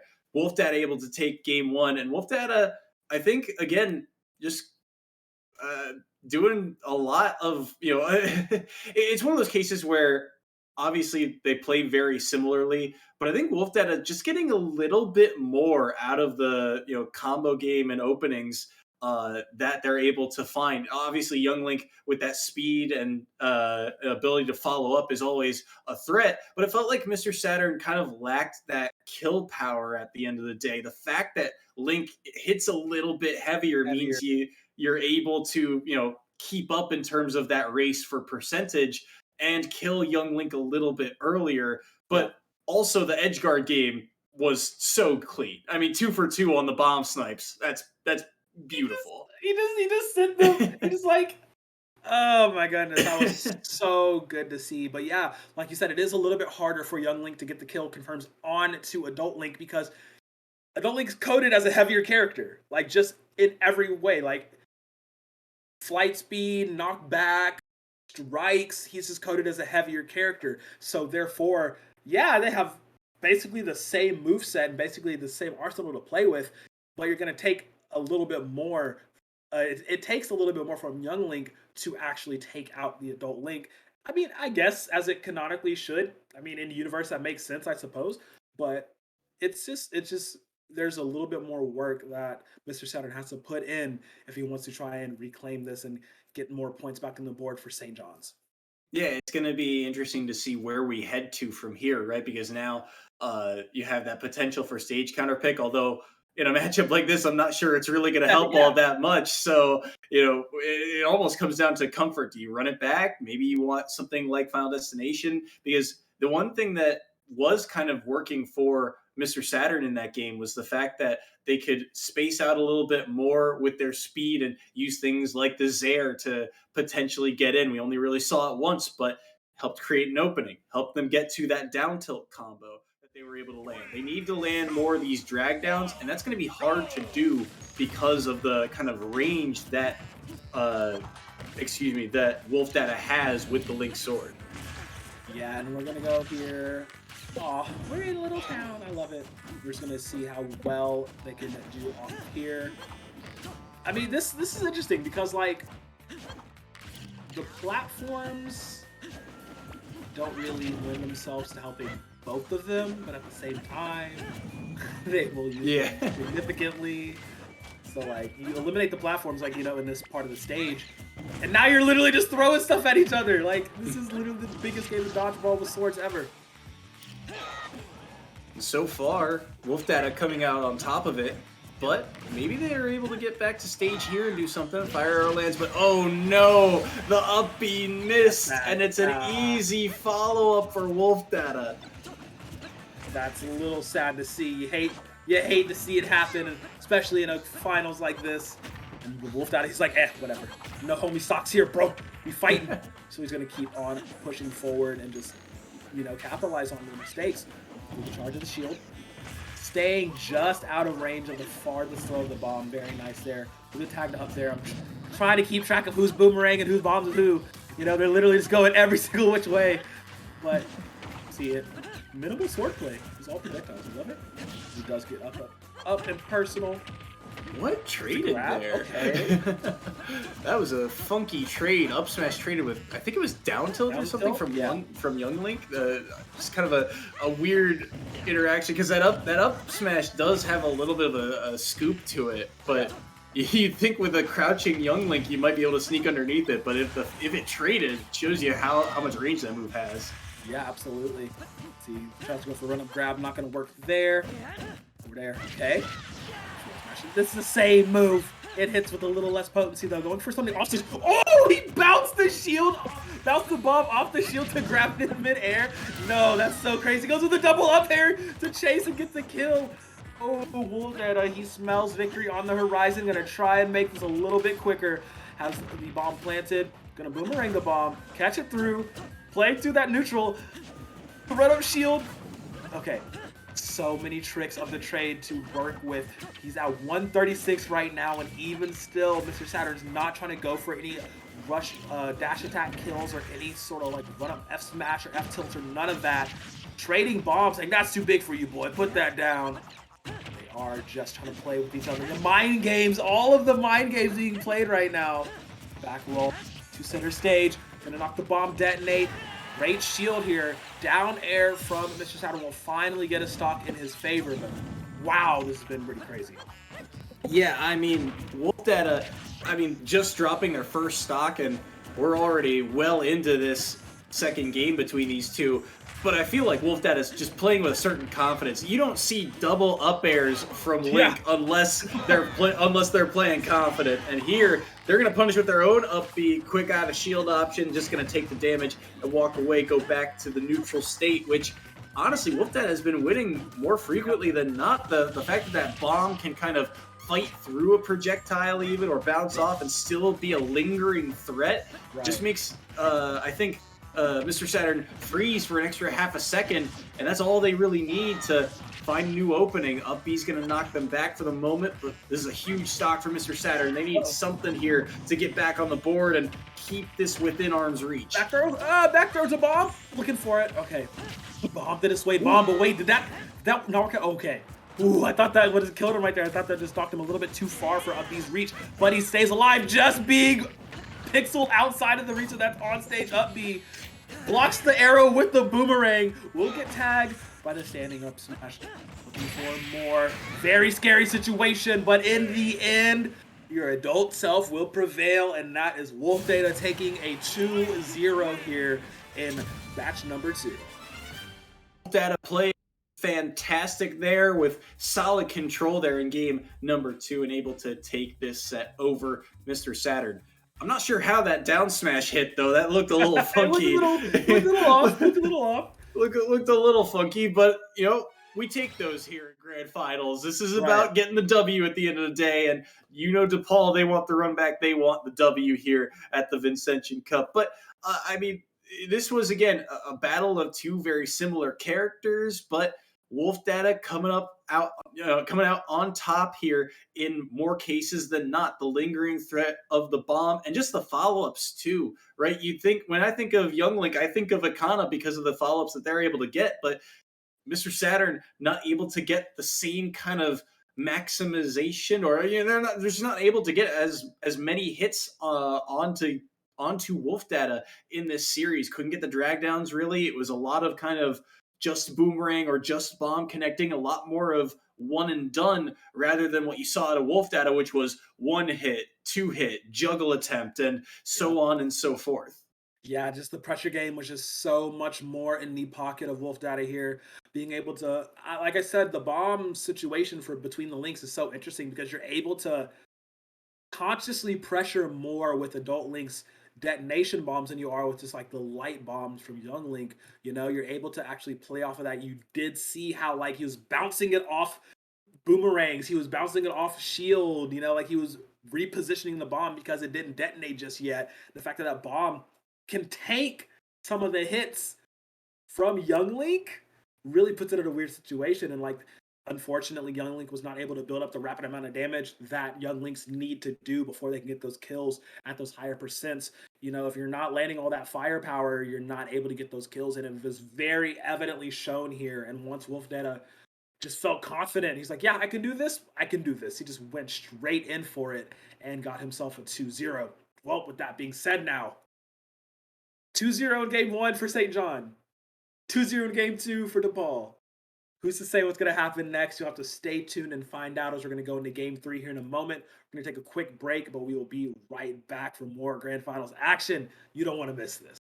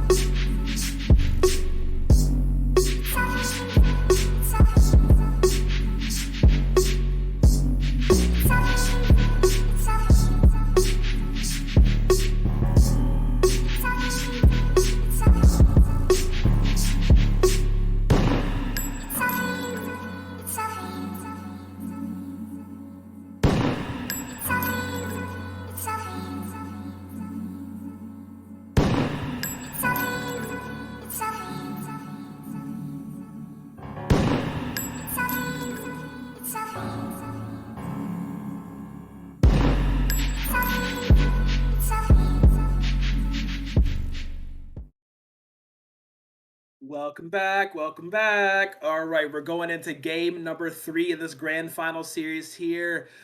Ooh, Soy, my boy, it's heating up. We have EJJ coming in from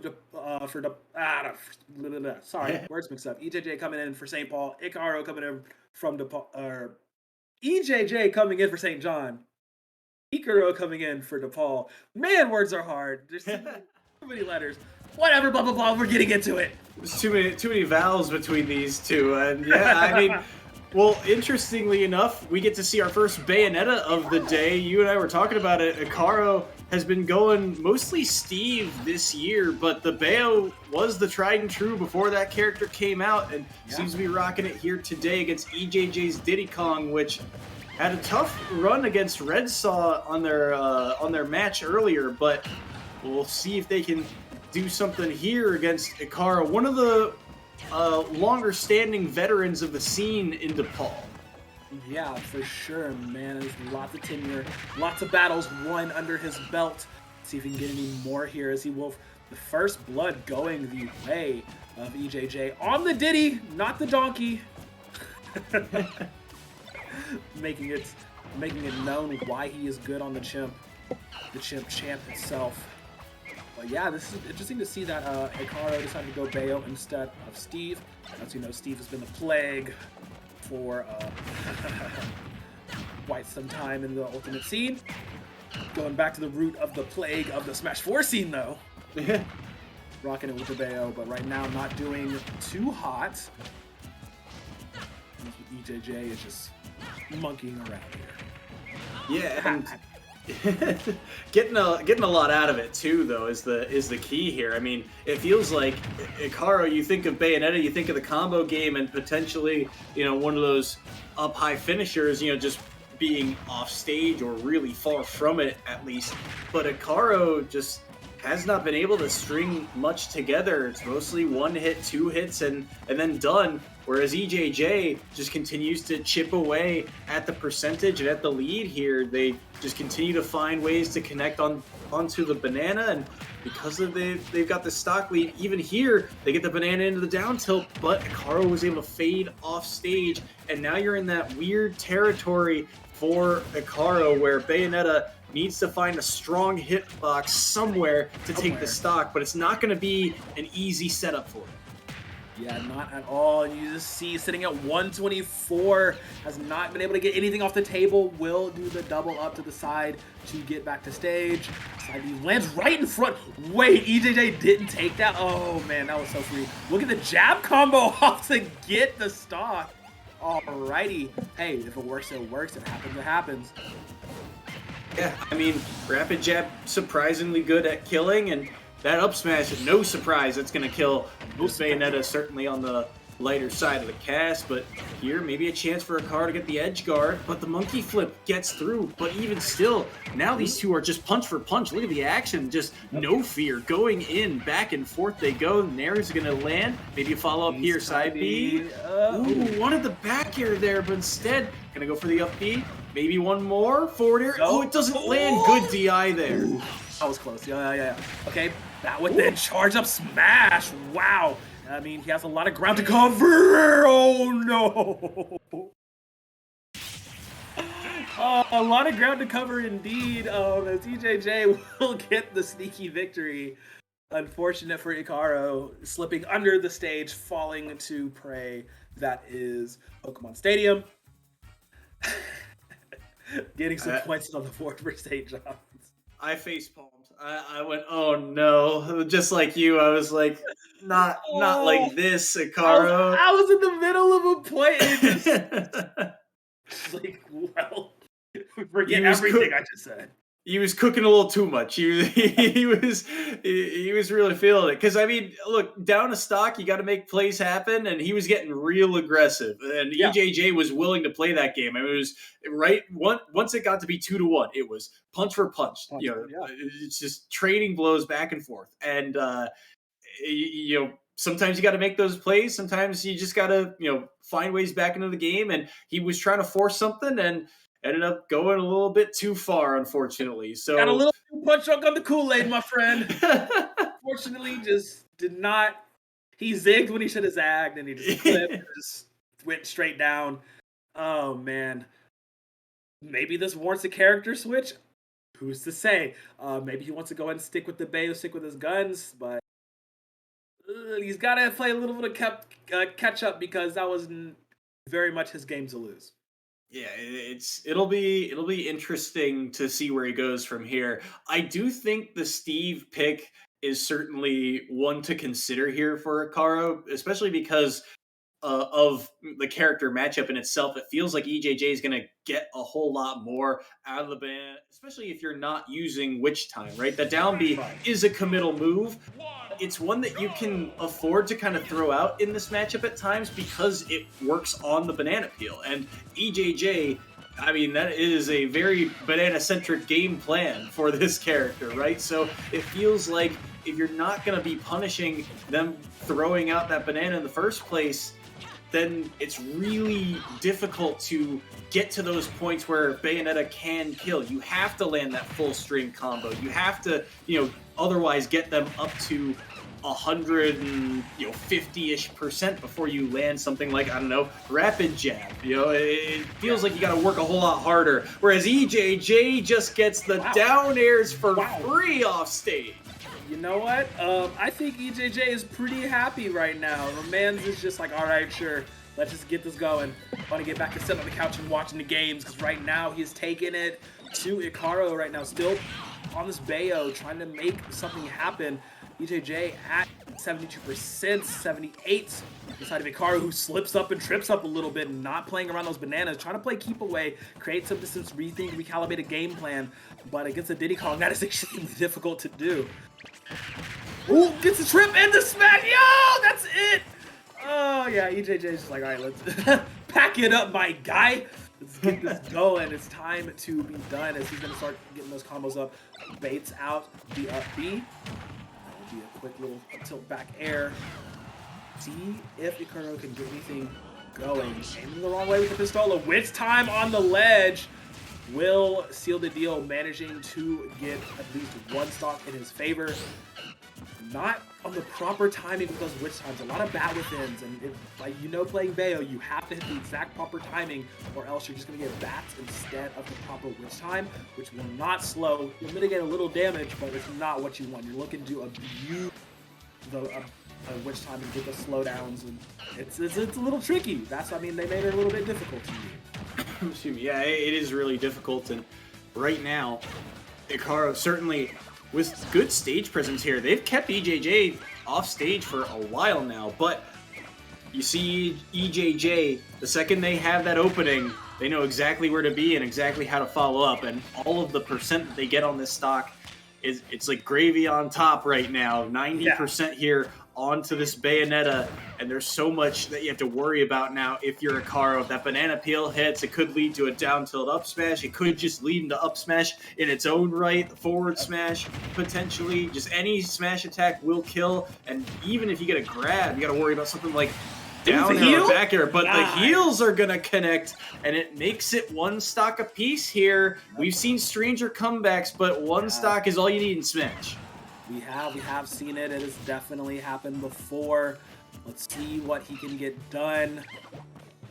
I mean, we saw Flora on the Sephiroth just be absolutely insane at 100%. Unfortunately, you're not that guy, pal. Ikaro not going to have that happen today, as EJJ will get himself a 2-0. As we're just trading these series back and forth. Yep, back and forth they go. EJJ able to take that one with an up smash. And again, I feel like the kind of agency for Ikaro in that set ended up betraying him, right? Falls behind a little bit early and then feels the need to make a play happen. And it ends up being their demise. I mean, also just the recognition. I mean, how many times in stock number 2, I think it was, did we see Ikaro go for that exact setup? Roll back, slide back in, roll back, slide back in, just looking for something, potentially to start that combo at the low percent.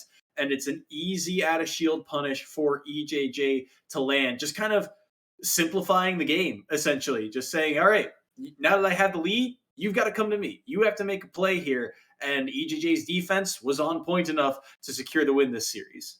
Yeah, it was. And it was really something to see that, I mean, Icaro tried to go for some counter options and they just were not working out in his favor, right? Like I had touched on not getting the proper timing for Wit's time, not getting that. It's just there was so many options he could have done better that just did not work out in his favor. And EJJ, once he's like, all right, I'm up 2 stocks. Let's go crazy. And decides to just completely turn on all burners and fire on all cylinders. And you saw him pick up the pace and pick up the tempo and it resulted him in getting that 2-0. Man, trade, trade, trade, trade. I mean, if I have the gift of prophecy, that means we get to a game 5 in this scenario, like where all the marbles are on the line. Hey, it's showing trajectory wise that it just going back and forth. But can St. John break that trajectory curse, or is DePaul going to keep us right on track? To find out as we're taking a quick break before we're right back for this next series here at the Vincentian Cup. See you in a moment.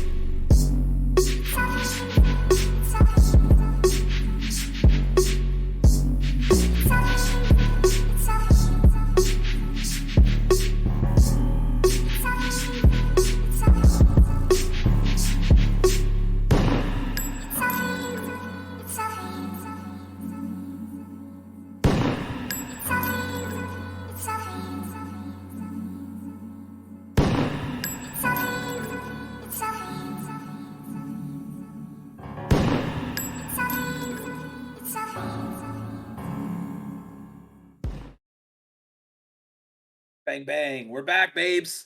Game number 4. It's Ikana stepping back up to the plate up against Mr. L. Ikana, of course, coming in for DePaul after he had a very wonderful showing earlier. Mr. L jumping in here. Going to show us what he's got. I believe he's Pikachu. Yeah, he's Mr. Pikachu himself. We're going to go straight into it. The Young Link versus the Pikachu. Speedy hit everything. Bolt, bombs, you know the deal. It's going to be a fun time.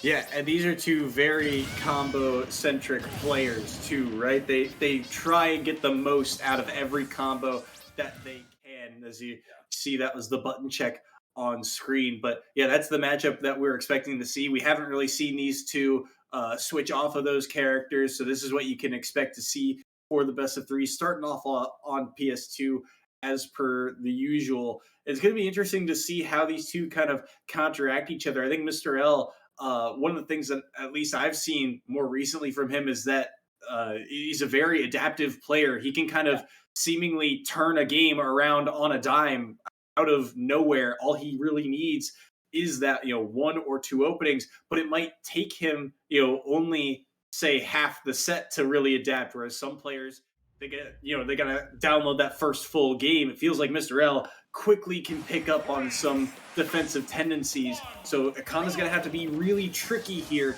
in this set to try and bring this back for the Blue Demons. For sure, for sure. Let's see if we can tie it up and get the all-important game 5, or is this going to be like, the diluted, just gentleman's agreement game 5 type deal, but that's for later. This is right now. This is game number 4. This is Mr. L versus the big bad himself, Mr. Akana. Let's see how well they jump into this. Is off to the races, both already at 57% apiece. Fire versus fire and steel versus electricity, and right now, Mr. L is lighting it up. Yeah, still within reach of this percent lead though. But the platform, that's going to be a huge spot for Mr. L to get out of. I mean, Akana, that is the bread and butter of Akana, is getting those tech traps on that platform. You miss the tech off the boomerang hit on that platform, and Akana follows it up 9 times out of 10. And twice on Sundays, so it'll be twice on Sundays. It'll be interesting to see if Mr. L is weary of that moving forward here, as he's able to get up from the ledge as well, and still able to survive at this high percent. Goes for Nair instead. Thought that'd be an up smash, but not willing to pull the trigger. Yeah, I'm not willing to pull the trigger. We'll just get a little sparky action. Very good, perfect shielding to get out of that though. Like, good job teching that. They're both so high. This is still the first stock, but they will get got as Akana strikes first here. Let's see how well he can survive up until Mr. L gets his retribution. Oh no. Out of shield right after up B. You hate to see it as they're both set back to 0. We have a tie game here. Let's see what can get done. Good aggression. Gonna set up that wheel combo. Back him all the way to the corner. Don't give him a single chance to get over there. Manages to have the height on the up B to just barely get back to stage though. Very, very spicy after that full combo coming out from Mr. L. See if Akana can bring this back. Gets grabbed, gets tossed. Will be up thrown. Dodges the up B. Boomerang not connecting. So many tools being shielded and dodged out by the mouse mascot himself, Mr. L. Gonna up B right on top. Gets hit with a down air though. And just, runs right into that. If that was any higher, that would have been a stop. Huge opportunity going by the wayside now. Arrow right on the shield. But this is an up B. Follow up air. Should be able to survive this. Good DI for Mr. L either way. Oh, but the arrow doesn't land. He was crouched under it. The size of Pikachu really detrimental here to Akana. And the back air. All the hits connect, and it's able to take that second stock. But look at this. First hit forward air dragged down into the up smash. And we're back to a tie game. This is insane. This is exactly what you wanted from both of these two characters. Back and forth, non-stop action, giving each other everything they've got, but now it is up to them to close it out.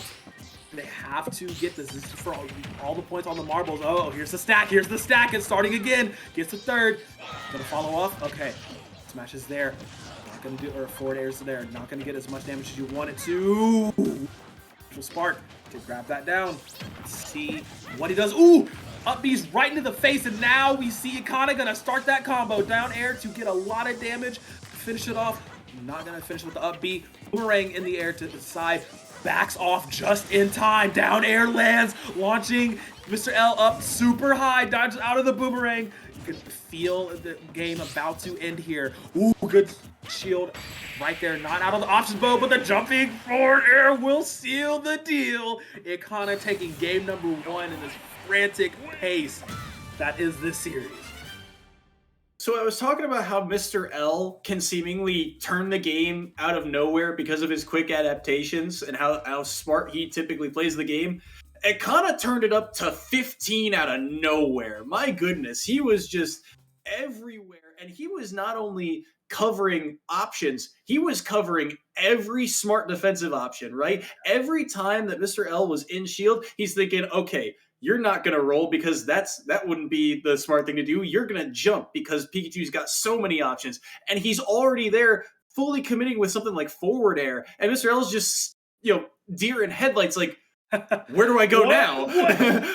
Why are you there? And it was really it was so much pressure for him to deal with, and it kind of just never took his foot off the gas in the last moments. Even going for things like down air, right? The down air Yeah. is such a strong move, but Mr. L, weary of it, trying to do his best to get out of it, and it kind of just no fear, fully committing to the play.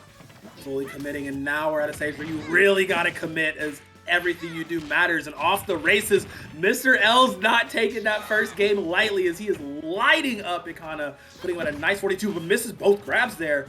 Looking like Ikana can gain a little bit of control, but right out the gate, Mr. L putting that pressure on. Maybe a chance here to even up that percent count. Yep, up there. We'll help them get the percent lead. But it's not going to mean too much here. It's all about the stage control right now, and Ikana's got it. Look at this, the up B comboing as well. Ooh, a few characters where the up B actually combos. That's actually insane. Oh no, missed the tech!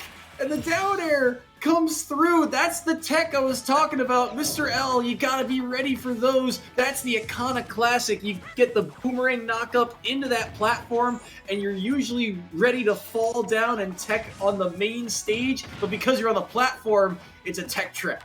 Yep. Oh man, this is Ikana setting up shop. This is Ikana doing what he knows how to do best on this young Link. Proper spacing with projectiles, making everything work, landing every bomb he needs to. Hook shot will grab. That will be a back throw available. Just switching sides and switch up more pressure. Gonna launch those arrows, let them fly. Boomerang in the air, gets tossed straight into it. Look at that B setup, not quite there. Fire arrow was landing as well. Already, Mr. L's at a high 92%. Oh, he fell just barely over it. Mr. L going for a greedy forward smash option, not going to be optimal to land a kill here, and Ikana just barely living through that. Now it's to find a way to recoup, as Mr. L is on the attack, on the chase, knows when to back off though. Now this is Mr. L having to dig into his bag as Ikana wants to push this tempo forward.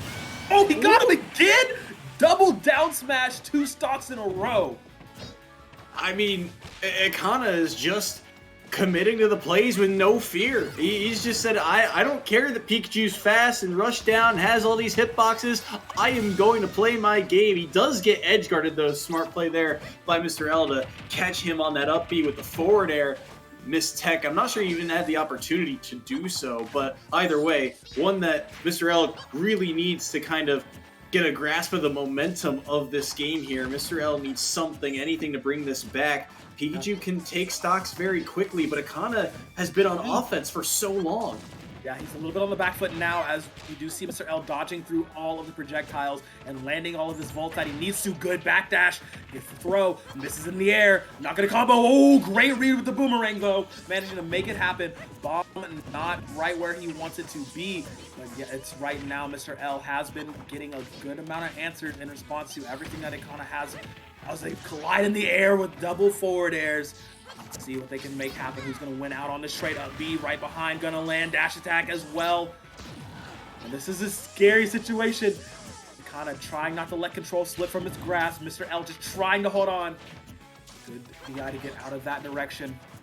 Rolling backwards instead of forward. Just breaking some bad habits. Lands a jolt. Tries to go in.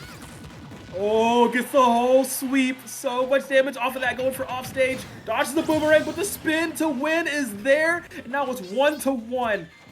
Ikana at a very, very high percentage right now for this Pikachu. A lot of kill potential in the leeway for Ikana. Mr. L looking to survive. See how well he can do. Gets the spin to start. Ooh, gets interrupted though. Might be able to carry this combo over.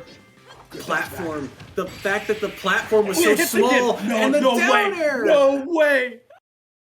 Ikana's done it. Ikana takes down Mr. L 2-0. No points for one of the captains of this St. John's squad.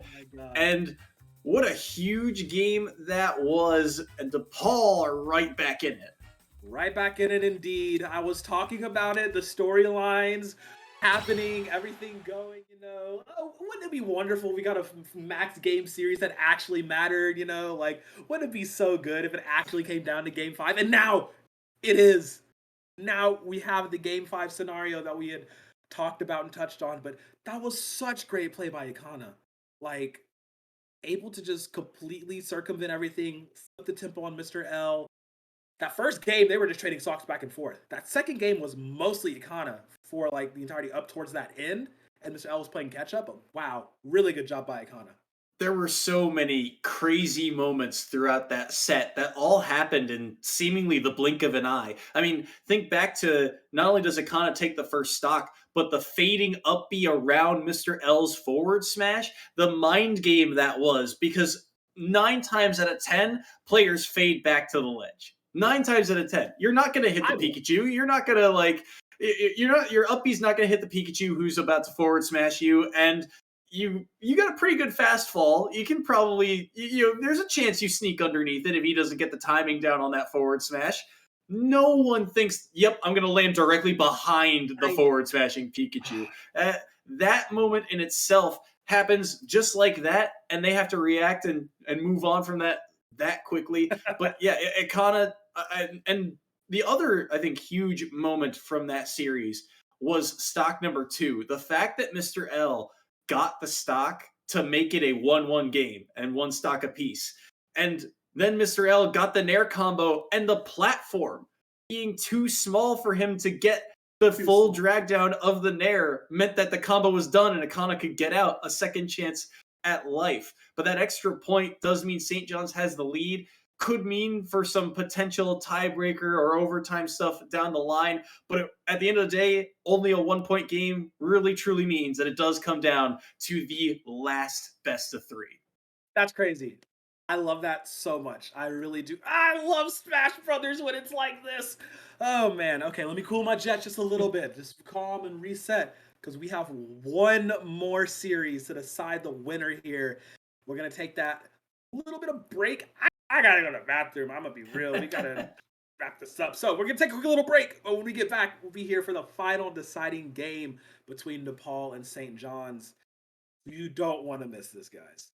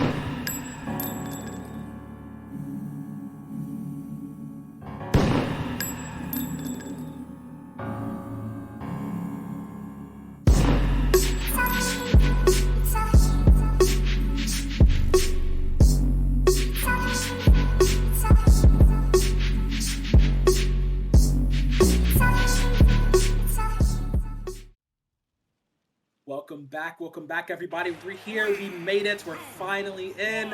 It's the final game of the Vincentian Cup Smash Ultimate portion, and look at this heater we have. We have Floral coming in for DePaul, and we have Bootleg here for St. John's. This is it, Soy. This is all the marbles right here. Last deciding game, last deciding series. Yep, and Bootleg on the Byleth pick here, and Floral. We haven't seen the Pyramithra all that frequently this season, but always a threat, and nearly turning around that edge guard. That's always going to be something you got to watch out for with Byleth, that potential to up B and reverse any situation that's off stage. Always a something that you got to watch for in a series like this. These two players, a lot of pressure on them. As we mentioned, you know, really does kind of come down to whoever wins this set, assuming that the points don't lead to some sort of overtime situation. But it's a long shot to get there in the first place, as we still got plenty of action to go here. Who's going to take this first stock? So far, Floral has the percent lead and has Byleth up high, but wow, Pyramithra's a light character, and Mithra's not a whole lot of kill power. That being said, the up B is going to snipe the grapple and take the first stop. Yeah, that was the perfect answer, perfect counter. You saw him go for the grapple, you timed him on up B correctly. There's no way out, and with how high the percentage was for Bootleg on there was no chance of survival. Let's see if they can keep this up here. Is DePaul gonna have the underdog story after being beaten in the first round by St. John's? They're gonna claw it all the way back here to this game 5. Like, it's looking pretty spicy. Have to see if Floral can keep it up. Big Floral, the big clutcher, the sword player in every single sortie is gonna happen. Like, it's pretty possible.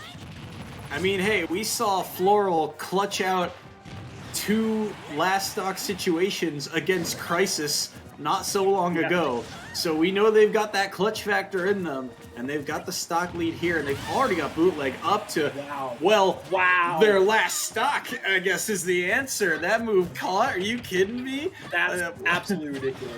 Oh my god. Oh, the change to back avoid the bow? That's crazy. The combo potential. Oh man, now he's on to Pyrrha, sitting at 152. Pyrrha can take a little bit more damage than Mithra can. Calls his shot, no way! Nathan, that's gonna be a 3-star. Going the way of Floral to start off this final. Are you kidding me, Floral? Who needs clutch factor when your name is Dominance? My goodness. Floral came out swinging and everything was landing, and Bootleg had it close off the bat, but could not find a way to take a stock there, and all of a sudden a 3-point swing, and they're 1 game away from taking the Vincentian Cup. Jesus, that is absolutely insane. Look, they heard us when we said, hey, we're behind schedule, because they are trying to wrap it up. Floral says, we need to be done with this. Get out of my way. I'm coming for that crown. Because that was literal, like you said, straight dominance the entire way. Man got up to 152, 154 in that stock, and I mean, on that first stock, and didn't die at all. Oh my god, we're back into it. Potential final game here of the day. Let's see if Bootleg can bring it to a 3rd game, or is Floral going to take his team across the finish line here in this absolutely frantic final battle? I was thinking about it before we got to this point, you know, before we started the stream. Most of the anchors that St. John's likes to use, like Mr. L, like EJJ, they've already been using this set. Bootleg has not been in really a game 5 before. Floral has. Floral went up against so many anchors in the past, and all that practice going, you know, being thrown out of the frying pan into the fire has really helped out in this series. Yep, helping out in spades. The experience paying off, is being edgeguarded quite well, though. This time, Bootleg will take him down and not have a 3-stock. And this time, we'll put him a little bit in the driver's seat, but Floral can definitely make a comeback. Has a very, very strong Mithra. Lots of combo potential there, but the Pyrrha is nothing to scoff at either. So once again, going off stage, that's a dangerous game you're playing, boys. We'll see how well they can do this. Do-si-do, both at 50, sitting pretty. Gotta get the jump in. Ooh, that was such a great dodge coming through, but it's not even mattering in the slightest, as it is the final stock for St. John here in game number 2, potentially the ending. You know he's going to put the pedal to the floor and turn on the nitrous and boost it even more, as we do see the response from Bootleg here, 1-1. Oh man, Soy Sauce, my boy, this is absolutely what we wanted to see. One stock away is Floral from getting DePaul the Vincentian Cup final. It's up to Bootleg to get this game under control and give St. John's a chance in game number 3, but they got to make it out of here alive. 42%, and Mithra already cooking here on this ledge trap, 52%, but now the grab comes through, and Byleth has a lot of kill power. Byleth was known as the distance demon before a lot of these other characters. That range is going to be deceptively strong, but look at the speed that this character has here from Floral. The Pyra and Mithra can do so much work. Yeah, they can. Let's see who's put it down, but it doesn't matter. Floral says, sit down. We are the kings, and this is my crown. Floral taking DePaul University all the way off of just straight raw mechanics, and that will be the end of it all. Grand Finals, a 2-0 back-to-back, swinging in every single which way. That's DePaul University taking it all the way. Floral carrying the team on his back in the final game for DePaul University to be the Vincentian Cup champions. Soy, my boy, that was explosive. That was insane. I mean, yeah, explosive is the perfect term. They died at 50, basically. They got down aired into an up smash, and they were just gone. No chance of survival. That's absurd. Absurd. And we were, looking at series before, like, for example, Mr. Saturn and Wolf data, where it's like, all right, they're at 100-ish%. Yeah. They got to land that boomerang perfectly. This was just an all-out brawl, and it felt like everything was landing, but at the end of the day, it's Floral coming out on top. The Pyro, I mean, people talk about how Mithra does so much work because of the speed, the damage output that they have. Mithra even took the first stock here with the up B snipe on the grapple, but it's the Pyra that's the difference maker. All that damage, all that distance that they cover, it is so hard to play defense against this character. And Floral, they are so good when it comes to offense. Yeah, definitely showing it. Absolutely just giving a lashing to Bootleg here and just really making them work for it. Yeah, it came down to that final stock in game 2, but the pressure I felt cracked a little bit. But Floral, Big Papa Floral doing what he does best, is making it look easy, as it is going to be 15-10 the final score. Unfortunately, we don't have any interview for you right now. We have to get moving because we still have Rocket League to get through. I know my team's been waiting. We see them chatting. They in the broadcast room saying, all right, it's a time. It's a Rocket League time. Chill, because yes, it is. So I've been Beautiful Crow. That's Big Soy Sauce over there. We're getting out of here because we're going to let the Rocket League boys do what they do. But thank you so much for tuning in to the Vincentian Cup Smash Ultimate portion. So stay tuned for some nice Rocket League action. But for now, we got to say goodbye.